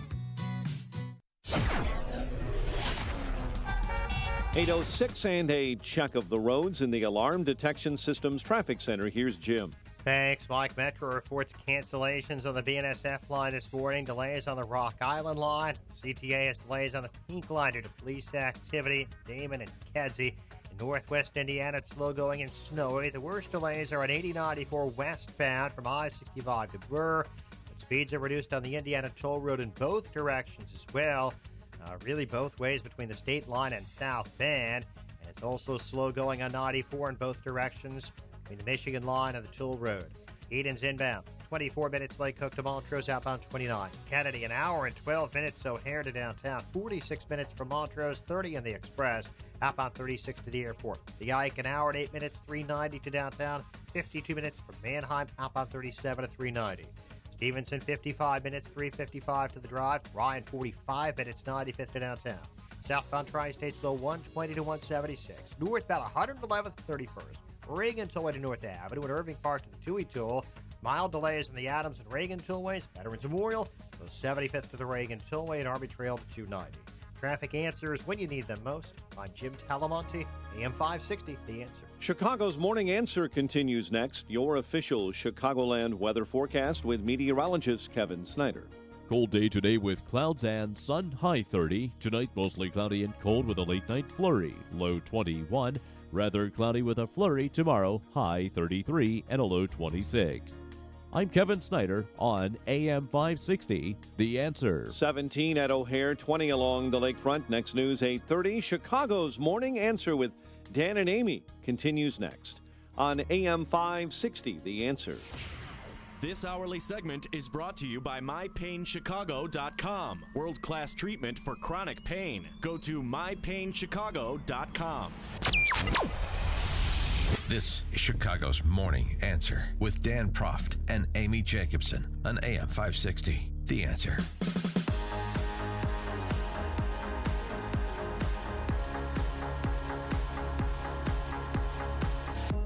Top of the morning, Dan and Amy, and I'm very excited about our next guest, Eli Steele. He is a documentarian. He is the son of one of America's great intellectuals, Shelby Steele, who I mention on this show often, the author of every such. day. Well, when we talk about identity politics and racial politics, you have to mention Shelby Steele and his work, including White Guilt, which I find to be his seminal work. But Eli Steele is contributing to the conversation in his own right, and his film, How Jack Became Black, HowJackBecameBlack.com is where you can get more information on it. I've seen it. It's excellent. It's really a conversation for this time, and it focuses on his kids. Jack is his son. Mm-hmm. Jack and June are his two kids. They are black, white, Jewish, Mexican. And Native American, too? So which box do they fit in? Oh, I know. Well, I hate those boxes. And this is the story of Eli trying to enroll his son Jack in the L.A. school district. And here's one of the provocative questions that Eli Steele poses in his documentary. Using ways to identify people is poison, and it's always done in the name of good. How can identity politics cure centuries of poison with more poison? How can identity politics cure centuries of poison with more poison? We're pleased to be joined by documentarian Eli Steele. Now, Eli, thanks so much for joining us. Really appreciate it.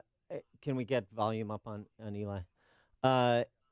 Okay, all right, and so Eli, give us just kind of develop the premise of the documentary, which is you trying to enroll Jack in school.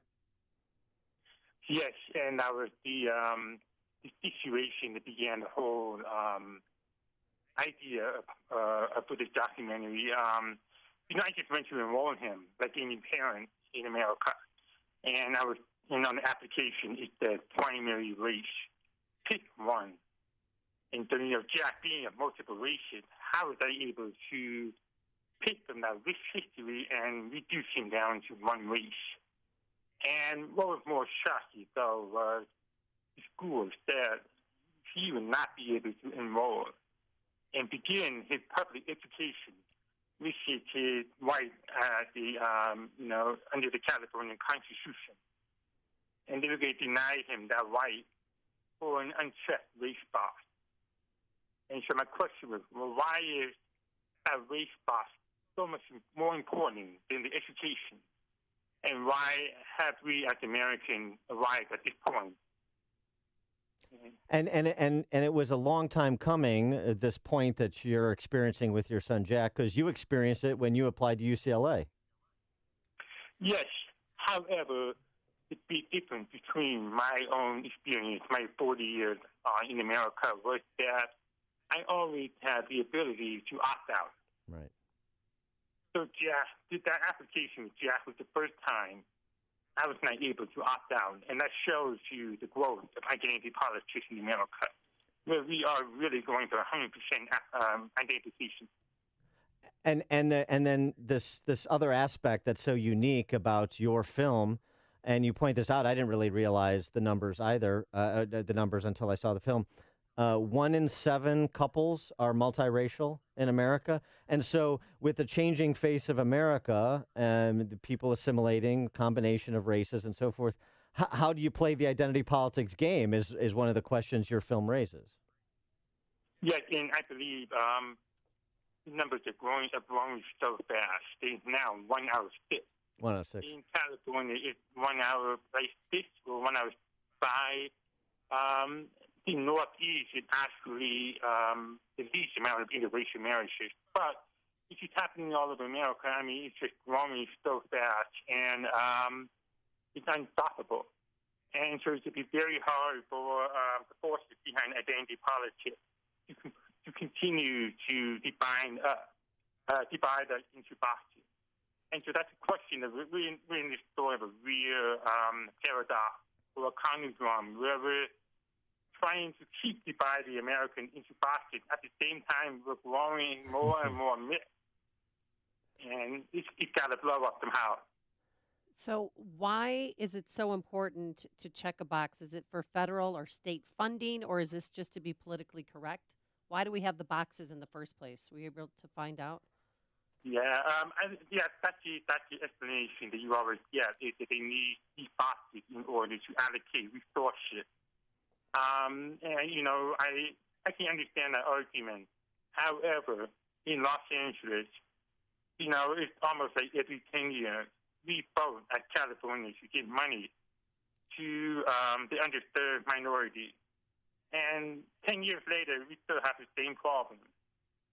So my thing is that these boxes are actually hurting us, because we use these boxes to show racial disparity.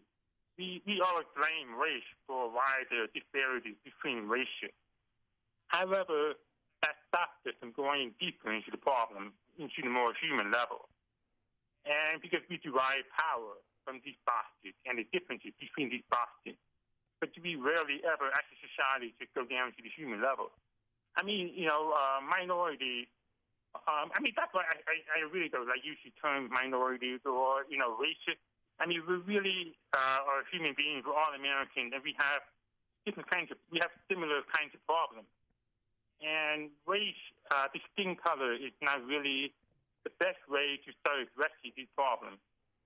You mention in your film, you kind of make a comparison back to Jim Crow. Jim Crow was one sort of racist racial order, and now I think it's fair that you're suggesting in your film that identity politics has become a new form of racist racial order. Yes, and I was sort of, because, I was born into the state. I was born black and Jewish, and I never really understood why. And I never understood what the force was that I kept encountering, that kept asking me to pick a box. And why, and what was going on. And then it wasn't until recently that I realized it was identity politics. And all identity politics wanted from me was to pick one race. They really cared that I was multiracial. And I pointed out in the film that one person, Jane, when I was applying to college, I asked him, well, why do I need to reduce my multiple races into one race? And she said, diversity. So that's, yeah. You need to be less diverse in order to advance diversity. Exactly. And so when you start thinking about these absurdities and what's going on, and I had no other conclusion that we're living under a new racial order. And now I'm not comparing it to white supremacy or stuff like that, but it is a racial order that organizes us by race. And it's fighting to continue to do that in America. Now, in the film, you also examine, headline, were controversial, the George Zimmerman trial and the de Blasio campaign. Yes, and I wanted to use those as examples of how we as a society have allowed race to become a primary way of looking at our issue. I mean, de Blasio was last place. I mean, he was there last. And then when they made a commercial featuring his son, all of a sudden he leapfrogged the whole field and goes into first place. There was nothing that de Blasio did that was on his own that was warranted such a leap. So why are we as Americans giving such prominence to that?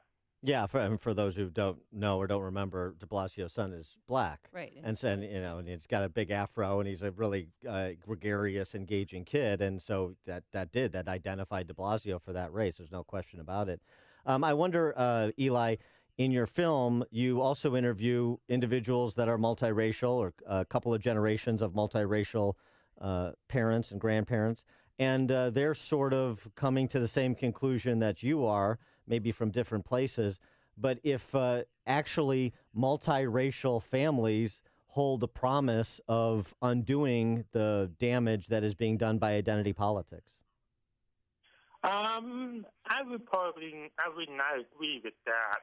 The only reason why is I know we have this maybe vanity that multiracial will lead us to the promised land. I don't really think that they will. I think it's more the individuals, how they see themselves. There are multiracials who identify with one side of identity politics, and there are others like me who don't identify with identity politics. So that's why I'm saying that identity politics in our society is like the new racial order. It's like literally the new line that is dividing us Americans. I mean, that's what's happening in Chicago, in the schools in Chicago, where either you're going to buy into identity politics or you're not going to. And you will find multiracials that buy into it and those that don't. And so that's... Yeah, so essentially the better, bigger hope is that people, frankly, remember King's words about content of character, not color of skin, and focus on, and frankly, don't allow themselves to be defined solely by their skin color, which is what's being celebrated at present. Yes, and it's to me that was fascinating because that's how I got involved with parents of who have children in Chicago school, and it should be vaccinated to hear what they're talking about because it's basically almost an indoctrination of people into skin color and into the values associated with skin color, which is what other racial orders have done. They organized us by skin color and the values that they associated with it. And the whole point of the civil rights movement, which my family was an active member in the South Side of Chicago, was to eliminate those race boxes. And now, 50 years later, we're still having the same issue, but it kind of flipped. And my biggest problem with these people, you should turn broadly, but like people like taking Macintosh or these people that are coming in with concepts like white privilege and stuff like that, like my friend Gabriel, he said that these people do not see themselves as individuals. So therefore, how can they see Blacks or other people as individuals? It's all about indoctrination to groupthink. They call it critical thinking, but it's not the true old-fashioned liberal thing to critical thinking. It's the critical thinking that means please conform to our view of race in America. Well, if you see how Jack became black, you're going to do some critical thinking because it prompts a lot of consideration, explores some very provocative questions. The film How Jack Became Black, howjackbecameblack.com is where you can get more information about the film. Eli Steele is the director and the documentarian who produced it. Eli, thanks so much for joining us and continued success with the film. Thank you very much for having me. And he joined us on our turnkey.pro answer line. Listen to podcasts of Dan and Amy from the AM 560 mobile app. Download it today at 560theanswer.com/mobile.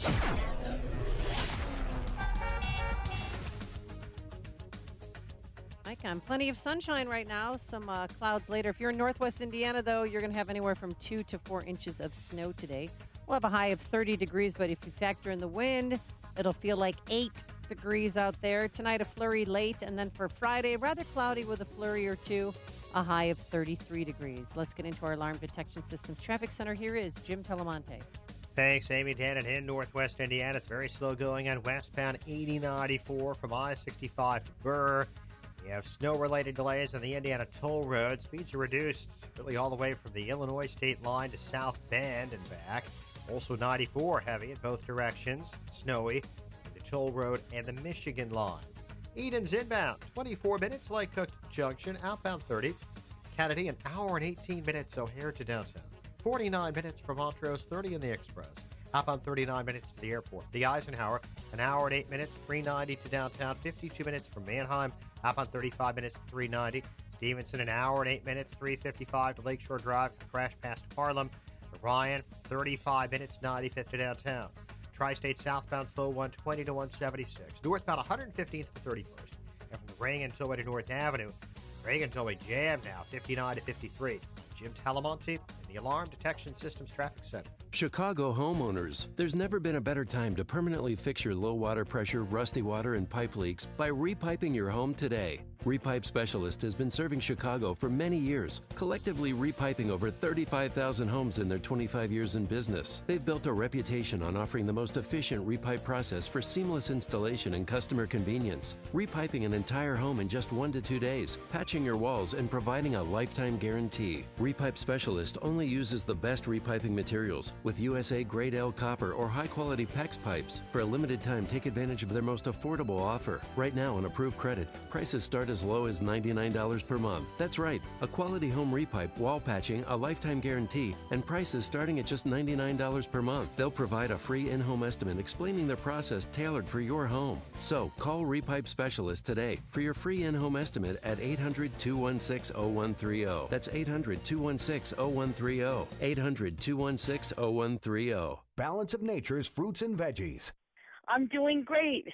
I'm loving the balance of nature. I don't know, my hair feels fuller. I think my skin looks nicer. I do see like improvement, and I'm a very energetic person. Even with type 2 diabetes and everything, I always feel pretty good. So this is really, I think I even have more energy on this, which is great. You know, some products are, just phony products, and they just tell you. But the people from Balance of Nature, when you hear, like I listen to the radio show so many times, and I'm like, what am I waiting for? Like, I should just try it. What are you waiting for? Good health is only a phone call away. Don't miss your opportunity to get a free month supply of Balance of Nature. Call 1-800-2468-751. That's 1-800-2468-751. Or go online to balanceofnature.com. Use promo code CHICAGO. My name is David Hochberg, Vice President Lending at Pearl Mortgage. If you're purchasing a home, give me a call. A borrower called me after contacting the lender who boasts about having the lowest rates and closing costs because he thought my competitors' closing costs were excessively high. I compared loan estimates and the interest rates were identical, but our definitions of low closing costs were a lot different. Fact is, my closing costs were over $1,000 less than the lender claiming to have the lowest closing costs. When purchasing a home, you can either work with the lender who talks and talks and talks and talks about low closing costs, or you can work with me, a lender who actually has low closing costs. Then think of all the things you could do with an extra $1,000 when we originate your loan, like pay for the movers, buy a new computer, new TV, maybe new carpet for your new house. I've helped thousands of AM 560 listeners, but I can't help if you don't call 312-751-1333 or visit am560david.com. Pearl Mortgage, an equal housing lender, Illinois Residential Mortgage License T 4358, and MLS 19186. The war on depression is over. You win. Depression, with all the drugs and side effects, the endless counseling, the frustration with life and relationships. The war is over. You win. In a few short weeks, your life will change. It's TMS therapy. Over 1 million people have been treated, and the results are nothing short of outstanding. It's FDA cleared. It's covered by most insurance, including Blue Cross Blue Shield and Medicare. Most drugs and other treatments just mask the depression. TMS treats the cause, so you can win the war with your depression. Remission or cure. Depression gone. Get a free consultation at one of the HPR centers in Chicagoland and Wisconsin. Ask questions. For you or someone you love, safe, revolutionary, effective treatment for depression. Let depression recovery begin. HPR centers. 800-604-0208. 800-604-0208. Go to endmydepression.com. AM 560, The Answer. Email from a listener. I have Mexican, Jewish, Lutheran, Irish, French, Canadian kids. I need another box. Oh, my gosh. I mean, I love the line from Eli Steele we just were talking to about why do I have to pick a box for my kid in the interest of diversity? So you have to be less diverse in order to advance diversity. That's how upside down identity politics is, by the way. Yeah, and I wanted to know, did his son get into the school? And you're not telling me. I don't want to spoil it. You got to go watch How Jack Became Black to find out. I don't want to ruin the ending. Okay, and how do you find out how Jack became black? HowJackBecameBlack.com. Okay, that's good. Rhymes, you should remember it. Yes, I should. This year we're partnering up with Food for the Poor. We've been talking about it for the past few weeks, and we really need to raise money to provide food and water for children and families in the Caribbean, in Haiti, and Guatemala. And our goal is to provide food for a year and water for life for 3,000 children, and we're almost there, and we need your help to get across the finish line. Individual donation, go to 560theanswer.com/food. Also, there's a video there where you could see some of the faces of the children that you will be helping, kids that were orphaned early on in life because their parents couldn't take care of them, and they literally dropped them off at the front steps of an orphanage. Wonderful children. Just there's something godly about them, and they're so appreciative. So we want to thank you in advance for your generosity, and you can also become a business benefactor. Yeah, you want to get a sense of the incomprehensible poverty, life-threatening poverty, frankly, the death around these kids in places like Haiti and Guatemala. Check out the New York Times piece today, The Heroes of Burial Road, about the guys that go out to bury the unclaimed bodies in Port-au-Prince. I mean, it's gruesome, dismal stuff, but it's also the reality, which is why we're all trying to help, and we thank the many business donor leaders who've stepped up, including KP Toffee, Joe Cotton Ford, Hyperbaric Centers of Chicago, Bradford Systems, Elgin Recycling, Twin Supplies, and so many more. To join them, you make a $2,500 tax-deductible donation to Food for the Poor. We at AM 560, in response to your generosity, are going to provide 40 60-second commercials to profile your business on our airwaves during prime broadcasting hours. And you enroll by calling our sales manager, Michael Mann, 847-871-1527, 847-871-1527 is Michael Mann's number, or you can go to the same website that Amy mentioned, 560theanswer.com/food to enroll online. Coming up on Chicago's Morning Answer. We'll talk the final version of the Trump Republican tax cut plan, with David Harsani from The Federalist at 8:38. But first, let's go into that newsroom and check in with Mike Scott. And we have breaking news, the story we're following this morning in St. Louis. 2 St. Louis area police officers shot and severely wounded a gunman barricaded inside a home. It's happening in North St. Louis County right now. According to officials, the shots fired at the officers hit their vests, but may have also hit them in other spots. Officers are said to be conscious and speaking with investigators right now. It's not clear what led to that shooting. Alabama Democratic Senator-elect Doug Jones gave his first national interview on NBC's Today Show this morning, explaining why he thought he was able to pull off that big election upset. We felt like that our message was getting across. People were really responding to what we've called those kitchen table issues. But obviously, Roy Moore has his issues with his record and all of the disturbing allegations. Jones agreed that many voters may have been voting against Roy Moore as much as they were voting for him. The suspect in Monday's Port Authority bombing is being held in custody until a preliminary hearing next month. Akayed Ullah is under arrest at Bellevue Hospital. The FCC poised to end so-called net neutrality rules today. The rules adopted during the Obama administration forced internet service providers to treat all traffic equally. Ending the rules means the service providers have the opportunity to speed up or slow down as they wish. Major settlement being awarded in a negligence case involving a young Chicago girl and a Cook County doctor. The girl was murdered in 2013. Giselle Ford's grandmother was convicted earlier this year of beating and strangling and starving her in a West Side apartment. Cook County jury Wednesday awarded $48 million to Ford's family, who said DCFS Dr. Norel Rosado failed to adequately treat Ford in the weeks before her death. A suburban police sergeant faces an attempted murder charge this morning. Raymond Lesueur III is accused of shooting his 22-year-old son in a domestic dispute at a Southwest Side residence. Chicago sports, Bulls over the Jazz, 103-100. College hoops, Fighting Illini.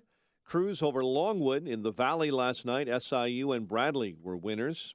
And look who could be making a play for Manny Machado. White Sox could be in the mix for one of the best position players in all of baseball.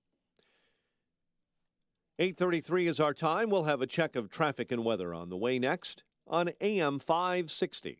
Mike Gallagher is overwhelmed at the amount of sexual harassment accusations. I don't know what you make of any of it. I seriously am at a stage in my career where I'm sitting back sort of shocked at the barrage of stories. It's exhausting. It's relentless. It is never-ending. It seems to be intensifying. The Mike Gallagher Show, weekdays at 9, right before Dennis Prager at 11 on AM 560. The Answer. Searching for the perfect stocking stuffer? Let Exergen help. The temporal scanner thermometer is compact, accurate, and will come in handy with the holiday colds. Available at a retailer near you. Signature Bank is Chicago's fastest-growing independently owned business bank. It's a bank where relationships still matter. Signature Bank knows your name and your story. I'm Dan Proft, and I know this because Signature Bank is my business bank. I'm Amanda Zanger, owner of Black Industrial and Safety Supply in Hammond, Indiana, and a business customer of Signature Bank. Prior to owning my own business, I worked for a major financial institution. So when it came time to finance the acquisition of Black, I approached a big bank, only to receive a solid no. That's when Signature Bank stepped in. With Signature Bank, the process was different. Signature provided creative financing options that enabled me to purchase Black and continue to grow the business. Thanks to Signature Bank, Black Industrial is able to continue serving Fortune 500 industry fabricators and contractors with tools and safety supplies as we have since 1893. Signature Bank is looking for their next success story. To learn more about turning your business vision into reality, visit signaturebank.bank. Signature Bank, helping local businesses succeed. Member FDIC, Equal Housing Lender. 8:35 and a check of the roads in the Alarm Detection Systems Traffic Center. Here's Jim. Thanks, Michael. Some of the snow in northwest Indiana is tapering off here and there, but the roads are still slick and speeds are reduced on the Indiana Toll Road in both directions, in the state line and South Bend. Also on 94 in both directions from around the toll road to the Michigan line. We have heavy delays on westbound 8094 from I-65 to Burr. Combination conditions and just the morning rush hour traffic. Edens runs 24 minutes. Lake Cook to Montrose, outbound 28. The Kennedy inbound delays start at Nagel. It is an hour and 18 minutes. O'Hare to downtown. 49 minutes from Montrose, 30 in the Express, outbound 39 minutes to the airport. The Eisenhower's an hour and 12 minutes, 390 to downtown, outbound 36 minutes. Stevenson an hour and 8 minutes, 355 to Lakeshore Drive, outbound 55 minutes. Bryant 40 minutes, 95th to downtown. Southbound Tri-State delays 120 to 137. And half-day to Deerfield Road, there's a stall there. Northbound delays in the Tri-State 95th to 31st. And from the Reagan Tollway to North Avenue, Reagan Tollway still 59 to 53. Northbound Veterans Memorial, 75th to the Reagan Tollway. Traffic answers when you need them most. I'm Jim Talamonte, AM 560, The Answer. Chicago's Morning Answer continues next. Your official Chicagoland weather forecast is a service of Chevrolet. This holiday season, Chevy invites you to become part of the family with the Chevy employee discount for everyone. You pay what they pay. Not a cent more. Visit ChevyEmployeeDiscount.com for vehicle eligibility and details. Chevrolet, find new roads. Cold with times of clouds and sun today, a high near 30. Currently 17. Next news at 9. And Chicago's Morning Answer with Dan and Amy continues next on AM 560, The Answer. This hourly segment is brought to you by the IRS Radio Hour with attorney Stephen Leahy every Sunday afternoon at 5 on AM 560, The Answer. Hey, before you read about it on Facebook or Twitter, well, hear about it from your friends. Find out what today's big stories really mean with me, Sean Hannity, today at 2, right here on AM 560, The Answer. Good morning, Dan and Amy. And President Trump says we're this close to a Merry Christmas for all. Now we're just days away. I hope. You know what that means, right? From keeping that promise and delivering a truly amazing victory for American families. We want to give you, the American people, a giant tax cut for Christmas. And when I say giant, I mean giant. Yeah, and that's all well and good for 2017, but the real question is, will it guarantee a Merry Christmas for Republicans still in the majority in 2018? For more on that topic and also the Get Smart episode that's ongoing at the FBI, we're pleased to be joined by David Harsanyi, who is the nationally syndicated columnist and senior editor for The Federalist, thefederalist.com. David, thanks for joining us again. Appreciate it. Always a pleasure. Thank you. So what about the political implications of the tax bill, if it the tax cuts, if it delivers on what Trump profiled yesterday, for example, $2,000 in savings for the family of four making $75,000, which is, you know, about a 3% bump in your take-home income, which is not life-altering, but it ain't bad. Right. I mean, you know, I think we don't know what the final bill will look like, but obviously there are things in there I think that many American people will like, though I do wonder how much of an effect that will have on their voting patterns. I think we've become far more tribalistic and less inclined to care about policy when we vote. I think it's more of a cultural thing these days, but that's just my opinion. We'll see. It can't hurt, not just because you're giving some middle-class people and others a tax break, but that the Republicans are actually going to accomplish something, which I don't think they've done in a very long time. So, but these last-minute changes, doesn't it make the rich even richer? I mean, that's what I was hearing all for hours last night, that, you know, the rich people are going to keep their top earnings. It's going to go from 39% to 37%. It looks that way, yeah. Rich will be richer. Well, what about the middle class? What does it mean for your average person? Well, if you have kids, it's good. If the rates go lower. I mean, everyone who pays taxes will, looks like, get a tax cut, and obviously corporate taxes will go down. And I know liberals don't like to hear this, but I think corporate taxes are just a pass-through tax onto consumers anyway, so that could be somewhat helpful. But the bottom line is, rich people do pay most of the taxes, and they will probably benefit the most from any sort of widespread tax cut. That's just a fact. And I don't know that that's politically a great idea these days, to be honest, but we'll see. Well, it seems like part of it is how you respond to the kind of mind-numbing incantation of the left to this, rich getting richer and this and that. What should the number be? Top 10% pay 75% of all federal income taxes. If that's not redistributive enough for you, what should the number be? Should it be 95? Should it be 99? Give me numbers, Nancy Pelosi or Chuck Schumer, rather than just your kind of lobotomized talking point. Right. Well, first of all, it's unhealthy to have a small, have just, 10% of Americans paying most of the taxes, 80% of taxes, because, it's very volatile and it's just not a smart idea. You want to spread taxation around. I mean, people don't want to hear this, but moreover, your point is very smart. In addition to them obviously just constantly talking about how the rich get richer, the problem here is that we're not taking anything from anyone. They make it sound as if the rich are taking from the poor, that there's sort of a reverse redistribution of wealth. It's not how it happens. I mean, you obviously, wealth it's a zero-sum nonsense that is constantly part of Nancy Pelosi's talking points and everyone else. But the Republicans are terrible at pushing back on this stuff. They just don't have charismatic leaders that can make the point in the way, I hate to bring up Reagan, but that he did. So truly, that's their biggest problem. Well, with this plan, it's good because there's still, you can deduct your medical expenses, teacher spending, and student loans. Right. I mean, but there's also, the other part is the individual mandate that will be repealed.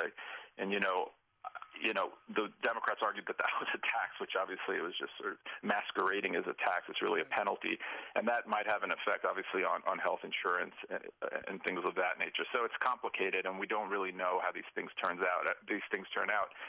Obviously, the CBO will tell us, and they're almost always wrong, and I don't really blame them. They can only work with the information they have. So it's hard to say how this will affect elections next year, 2 years, 3 years from now. A couple other provisions, just for the sake of consumption here, that matter. The mortgage interest deduction, they split the difference between the House and the Senate plan, $750,000 for newly purchased homes, which is a higher cap than the $500,000 limit that was passed in the House bill. And then also $10,000 in property taxes, or the combination of property taxes, state income taxes, and sales taxes can be deducted as well. So that's just another important note for people who live in high-tax states like, I don't know, Illinois. Illinois. Yeah.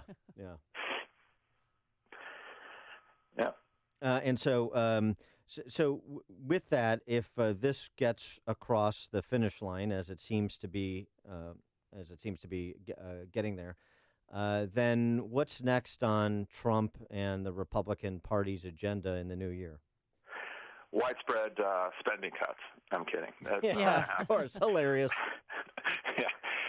And obviously, I just want to mention, that, for conservatives who have constantly worried and talked about debt, it seems weird that that's no longer really much of a concern for anyone, or maybe it's not weird. Maybe this is just how it works. But I'm not sure what's next. I think what has Trump talked about? I think that there has to be some sort of reform, healthcare reform. Because if you're going to take away the individual mandate, Obamacare is going to start to collapse. It already has started to collapse. And there has to be some sort of reform. I don't know if it's fixing Obamacare. I hope not, or a complete repeal, but that seems to be for political reasons and for reasons that the American people need help. I think that should be next on the agenda. And what about welfare reform? Yeah, I don't know if this Republican Party has the spine to actually reform welfare, to go through welfare reform. And we also have to remember elections are going to be coming up, and everyone's going to be extra careful. It seems there's always an election coming up, I know, but welfare is a tough one. And I'll tell you, it's not like Trump is some kind of ideologically pure minarchist, okay? I got that. But, the landscape in which he's dealing, you point up, this is something people need to remember. You've got a Republican Party, more so in the Senate than with the backbenchers in the House, but that you got a lot of big government Republicans there. And that's the landscape on which he's dealing, too. So you can hold Trump responsible for not trying to advance it, not using his bully pulpit, whether it comes to spending cuts or entitlement reform. But he's got to deal with a Republican Party that needs to find itself on some of these issues, too. Right. Entitlement reform has always been difficult, right? And I think the president is he's sort of a big government Republican, and especially on something like welfare reform, it seems to me he will have no appetite for that sort of thing. But it's not just him. You're right. In the Senate, you probably have 4 or 5 votes that are automatically off the table. You probably won't get any Democrats. We don't know what the Senate's going to look like in the future next year. Forget the House. So I don't know. Welfare reform to me, just I wish it would happen, but it seems unlikely to me. Speaking of the composition of the caucuses in both parties in both chambers, did Republicans dodge a bullet with Roy Moore's defeat? I think I'm a sort of an outlier. I don't think it's as big a deal as everyone else does, in the sense that I think that voters compartmentalize these sorts of things. I'm not going to start voting for liberals just because Roy Moore got elected in Alabama. Right. So I don't know. I don't think it's helpful to have an accused child molester in the Senate. I don't want to say that I do, but I don't know that, you know, an accused rapist as president what meant that people would change their voting patterns as much as we think. It's definitely not helpful. I think this is better for Republicans because you're going to have an election again, in a year. So it's not as if Alabama's going to turn blue overnight. So I think this is better, but I don't think it's as big a deal as everyone else. And when do you think Senator Al Franken will submit his resignation? Seems weird that he made that speech, but he's still just hanging around. I think the Roy Moore loss probably means he has to go, because obviously pushing out Franken was all about being able to say, hey, Donald Trump, you need to go as well. And if Al Franken doesn't leave, Democrats don't have that talking point. So I imagine they'll push him out. I don't know when he's going to go. The sooner the better, he's in my opinion. And it's worth noting that the replacement leveled up by Governor Dayton in Minnesota, not just that she's lieutenant governor, not just that she's a she, but also former VP of Public Affairs for Planned Parenthood. I mean, that's really where the Democrat Party is. It's all identity politics and abortion all the time. Right, and when you think about Alabama and the race there, and how, you know, many conservatives and others just dismiss the idea that, you know, the other guy you are voting for essentially is, you know, pro-abortion, you know, whenever and, you know, as long as you want it. So I think those things matter to voters more than maybe many mainline Republicans think, and those choices are more difficult than they believe. And it's also a sign that the Democratic Party, even in Alabama, can't have a moderate on abortion run. That tells us something. And one other topic I want to get your take on. Rod Rosenstein had a bit of a tough time on the Hill yesterday. Jim Jordan, I thought, was going to put him in a half Nelson before he left. But is the disposition, I guess it's a two-part question. One, leave Mueller. Two, special counsel for the special counsel. Where do you come down on those two questions? I'm not a fan of special counsels, only because I don't think I find them to be, there's a whiff of unconstitutionality about it and lack of due process in my book. But if we're going to have one, I'm all for more, basically. But in truth, I don't mind that FBI agents have opinions on things. I think that's fine. We all have opinions on things. I do mind when I hear about insurance policies, and I would like Congress to figure out what those agents were talking about, because then obviously you have a problem with an investigation. You've prejudiced yourself in a way. So, that's my problem. I don't know if we need a special counsel yet, but obviously there's something here that's important to look into. And, but Mueller, this whole investigation now, half the country is not going to believe anything they say anyway. It's just such a giant mess. I don't know I don't know how we get out of it or where it ends. He is David Harsanyi, nationally syndicated columnist and senior editor for The Federalist, thefederalist.com. David, thanks for joining us. Appreciate it. Thank you. And he joined us on our Turnkey.pro answer line.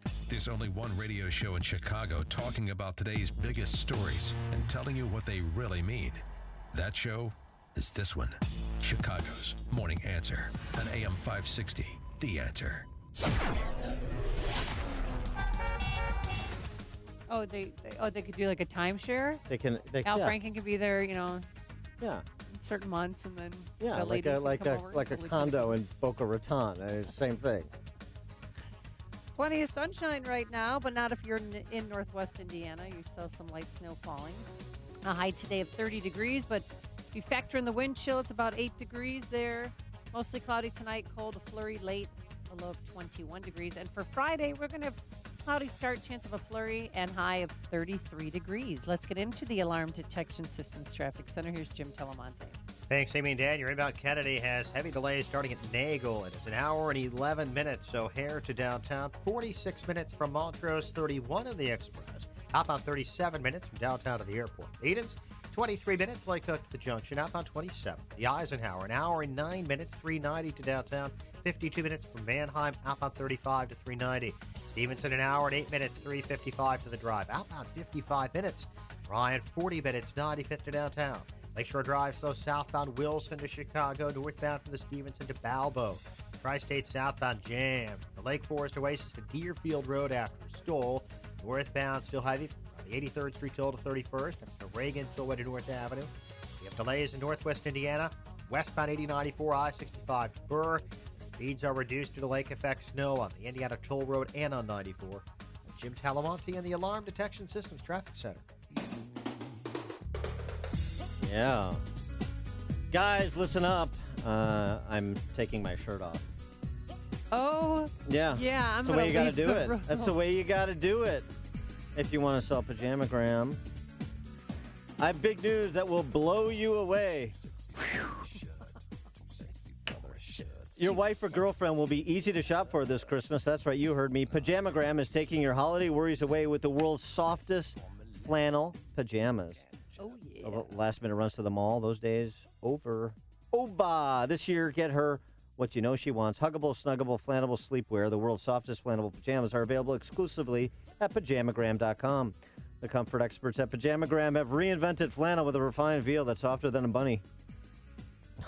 Cozier than cashmere and sexier than silk. Come on, you're really selling it, Dan. If she's had the world's softest experience, she's in for a Christmas treat with a smooth, brushed texture and premium lightweight warmth. Visit Pajamagram.com today for your most confident Christmas gift ever, the world's softest flannel pajamas. Every Pajamagram includes free gift packaging and Christmas delivery is guaranteed. Go to Pajamagram.com or call 1-800- Give PJs. Thank you very much. And tell them that Amy sent you. Balance of Nature's fruits and veggies. Before I started taking this Balance of Nature, I had no energy. Since I've been taking this Balance of Nature, I have had the energy, and I just thank God. It's really been a blessing to me. Even my eyesight seems to be better because my other glasses I couldn't wear. It wasn't strong enough. But when I put the other glasses on, the one that was kind of weak, I could see so clear out of them. I said, what is this?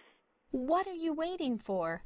Good health is only a phone call away. Don't miss your opportunity to get a free month's supply of Balance of Nature. Call 1-800-2468-751. That's 1-800-2468-751. Or go online to balanceofnature.com. Use promo code Chicago. Varicose and spider veins. Wow, what a gift from my mom. She had them, I got them, and not only are they uncomfortable and sometimes painful, but I stopped wearing skirts and shorts because I was embarrassed and I really hated the way my legs looked. When my kids asked me, "What are those things on your legs?" I was done. I finally went to Vein Clinics of America. The procedure took about an hour, and I was right back to work. What they're doing with lasers these days is unbelievable. The staff made me feel so comfortable, and the results, well, even my husband has noticed. Vein Clinics of America has been treating vein disease for over 35 years. They're the largest and most experienced in the U.S. Look, I've been doing the commercials for Vein Clinics for years because I really believe in them, and you can trust them too. The best part, my insurance covered the procedure, so stop hiding your legs. Call Vein Clinics of America right now for your free consultation. Call 800-960-0303. 800-960-0303. That's 800-960-0303. Are you facing foreclosure, been foreclosed upon, in a bad modification, or just stuck in a bad mortgage? Well, we may be able to help you. My name is Lou Bridges. I'm an attorney with the law firm of Lou Bridges & Associates. We've been helping distressed homeowners like you for over 8 years now. We defend foreclosure actions. We bring claims against the banks and the servicers for wrongful foreclosure and other violations of mortgage servicing regulations. And we help people negotiate modifications of their existing mortgages, often including principal reductions. Give us a call. We provide free consultations. I guarantee you it will not be a sales pitch. We will give you our honest analysis, counsel, and advice regarding your options. Hi, this is Rayanne from Lou Bridges & Associates. I am one of the loan modification processors here, and if you are in need of any additional information in regard to a loan modification, please contact the office. Go to bridgeslaw.net or call 224-513-1231. That's 224-513-1231. Remember, people, never give up the land. Fight for truth and justice. You do that, and I guarantee you'll never be alone. This is Dan Proft with 60 Seconds of Sanity, sponsored by Upstream-Ideas.com. One day, you're the two-time Super Bowl champion, two-time Super Bowl MVP with the second longest starting streak in NFL history. And the next day, you're on the bench. That's life. But how many of us would handle it with the humility of Eli Manning? Manning was given the option to continue to start and play a few series to keep his streak alive, but declined, saying, that's not the right way to play. In doing so, he essentially said that if coach thinks starting someone else at QB gives the team the best chance to win, then we should do that. Manning's personal streak isn't bigger than the team. It's hard, but hang in there and figure it out, said Manning. How Manning responded to being benched with understandable disappointment but not defiant entitlement is why he's a leader of men and a two-time Super Bowl champion, twice defeating the team of his generation for the Lombardi Trophy. A few days later, Sports Illustrated conferred the Muhammad Ali Legacy Award to a Castro-loving spoiled brat. The NFL's positive, teachable moments are few and fleeting. Lionizing Colin Kaepernick is an example of our time. Eli Manning's example is timeless. Most professional athletes are not role models, but some are. Hey, so many things to do to get ready for Christmas and New Year's. Wouldn't it be great to take a break? Make reservations for your family or your company's Christmas party at one of the Chicago Prime family-owned restaurants. There's Chicago Prime Steakhouse and Chicago Prime Italian in Schaumburg, 5 o'clock Steakhouse in Milwaukee, and introducing the new Avante Banquets and Conference Center in Fox River Grove. Don't wait. Now is the time to book your Christmas lunch and dinner events. The Chicago Prime Restaurants and Avante Banquets can throw an amazing celebration for 10 to 600 guests. Plus, now through the end of the year, buy a $100 gift card and receive a $25 bonus card. Real quality food, organic produce, and only the finest ingredients made from scratch, along with an award-winning wine list, all at a reasonable price. The Chicago Prime family of restaurants, ready to make your Christmas season special. Visit Chicago Prime and Avante Banquets on the web and make your reservations today. AM 560, The Answer. All right, we're inching towards achieving our objective to feed 3,000 children in Haiti and Guatemala for a year and provide water for them for life. One way you can help us get there is to join the other entrepreneurial leaders who have joined our Business Benefactor program by calling Michael Mann, our sales director, at 847-871-1527 and enrolling in the Business Benefactor program. Here's how it works. $2,500 tax-deductible gift to Food for the Poor. And we here at AM 560 give you 40 60-second commercials. 40 60-second commercials. Got my numbers inverted there. 40 60-second commercials to profile your business on our airwaves, prime broadcasting hours, worth much more than $2,500, and be assured that your $2,500 goes right to helping those children. 95 cents in every dollar Food for the Poor raises goes into programming, provision of services for clients. Yeah, and we properly vetted Food for the Poor. They're a 4-star charity. If you go to Charity Navigator, they're a great organization. If they were not on the ground in Haiti, there would be tens of thousands of people dead. They do what the government should be doing for their people. So please, we'd love for you to help out. Call Michael Mann if you want to be a business benefactor. Slots are filling up quickly, so do it today. Michael Mann, 847-871-1527. Thanks so much for making us part of your morning. We're back here tomorrow, bright and early at 5 a.m.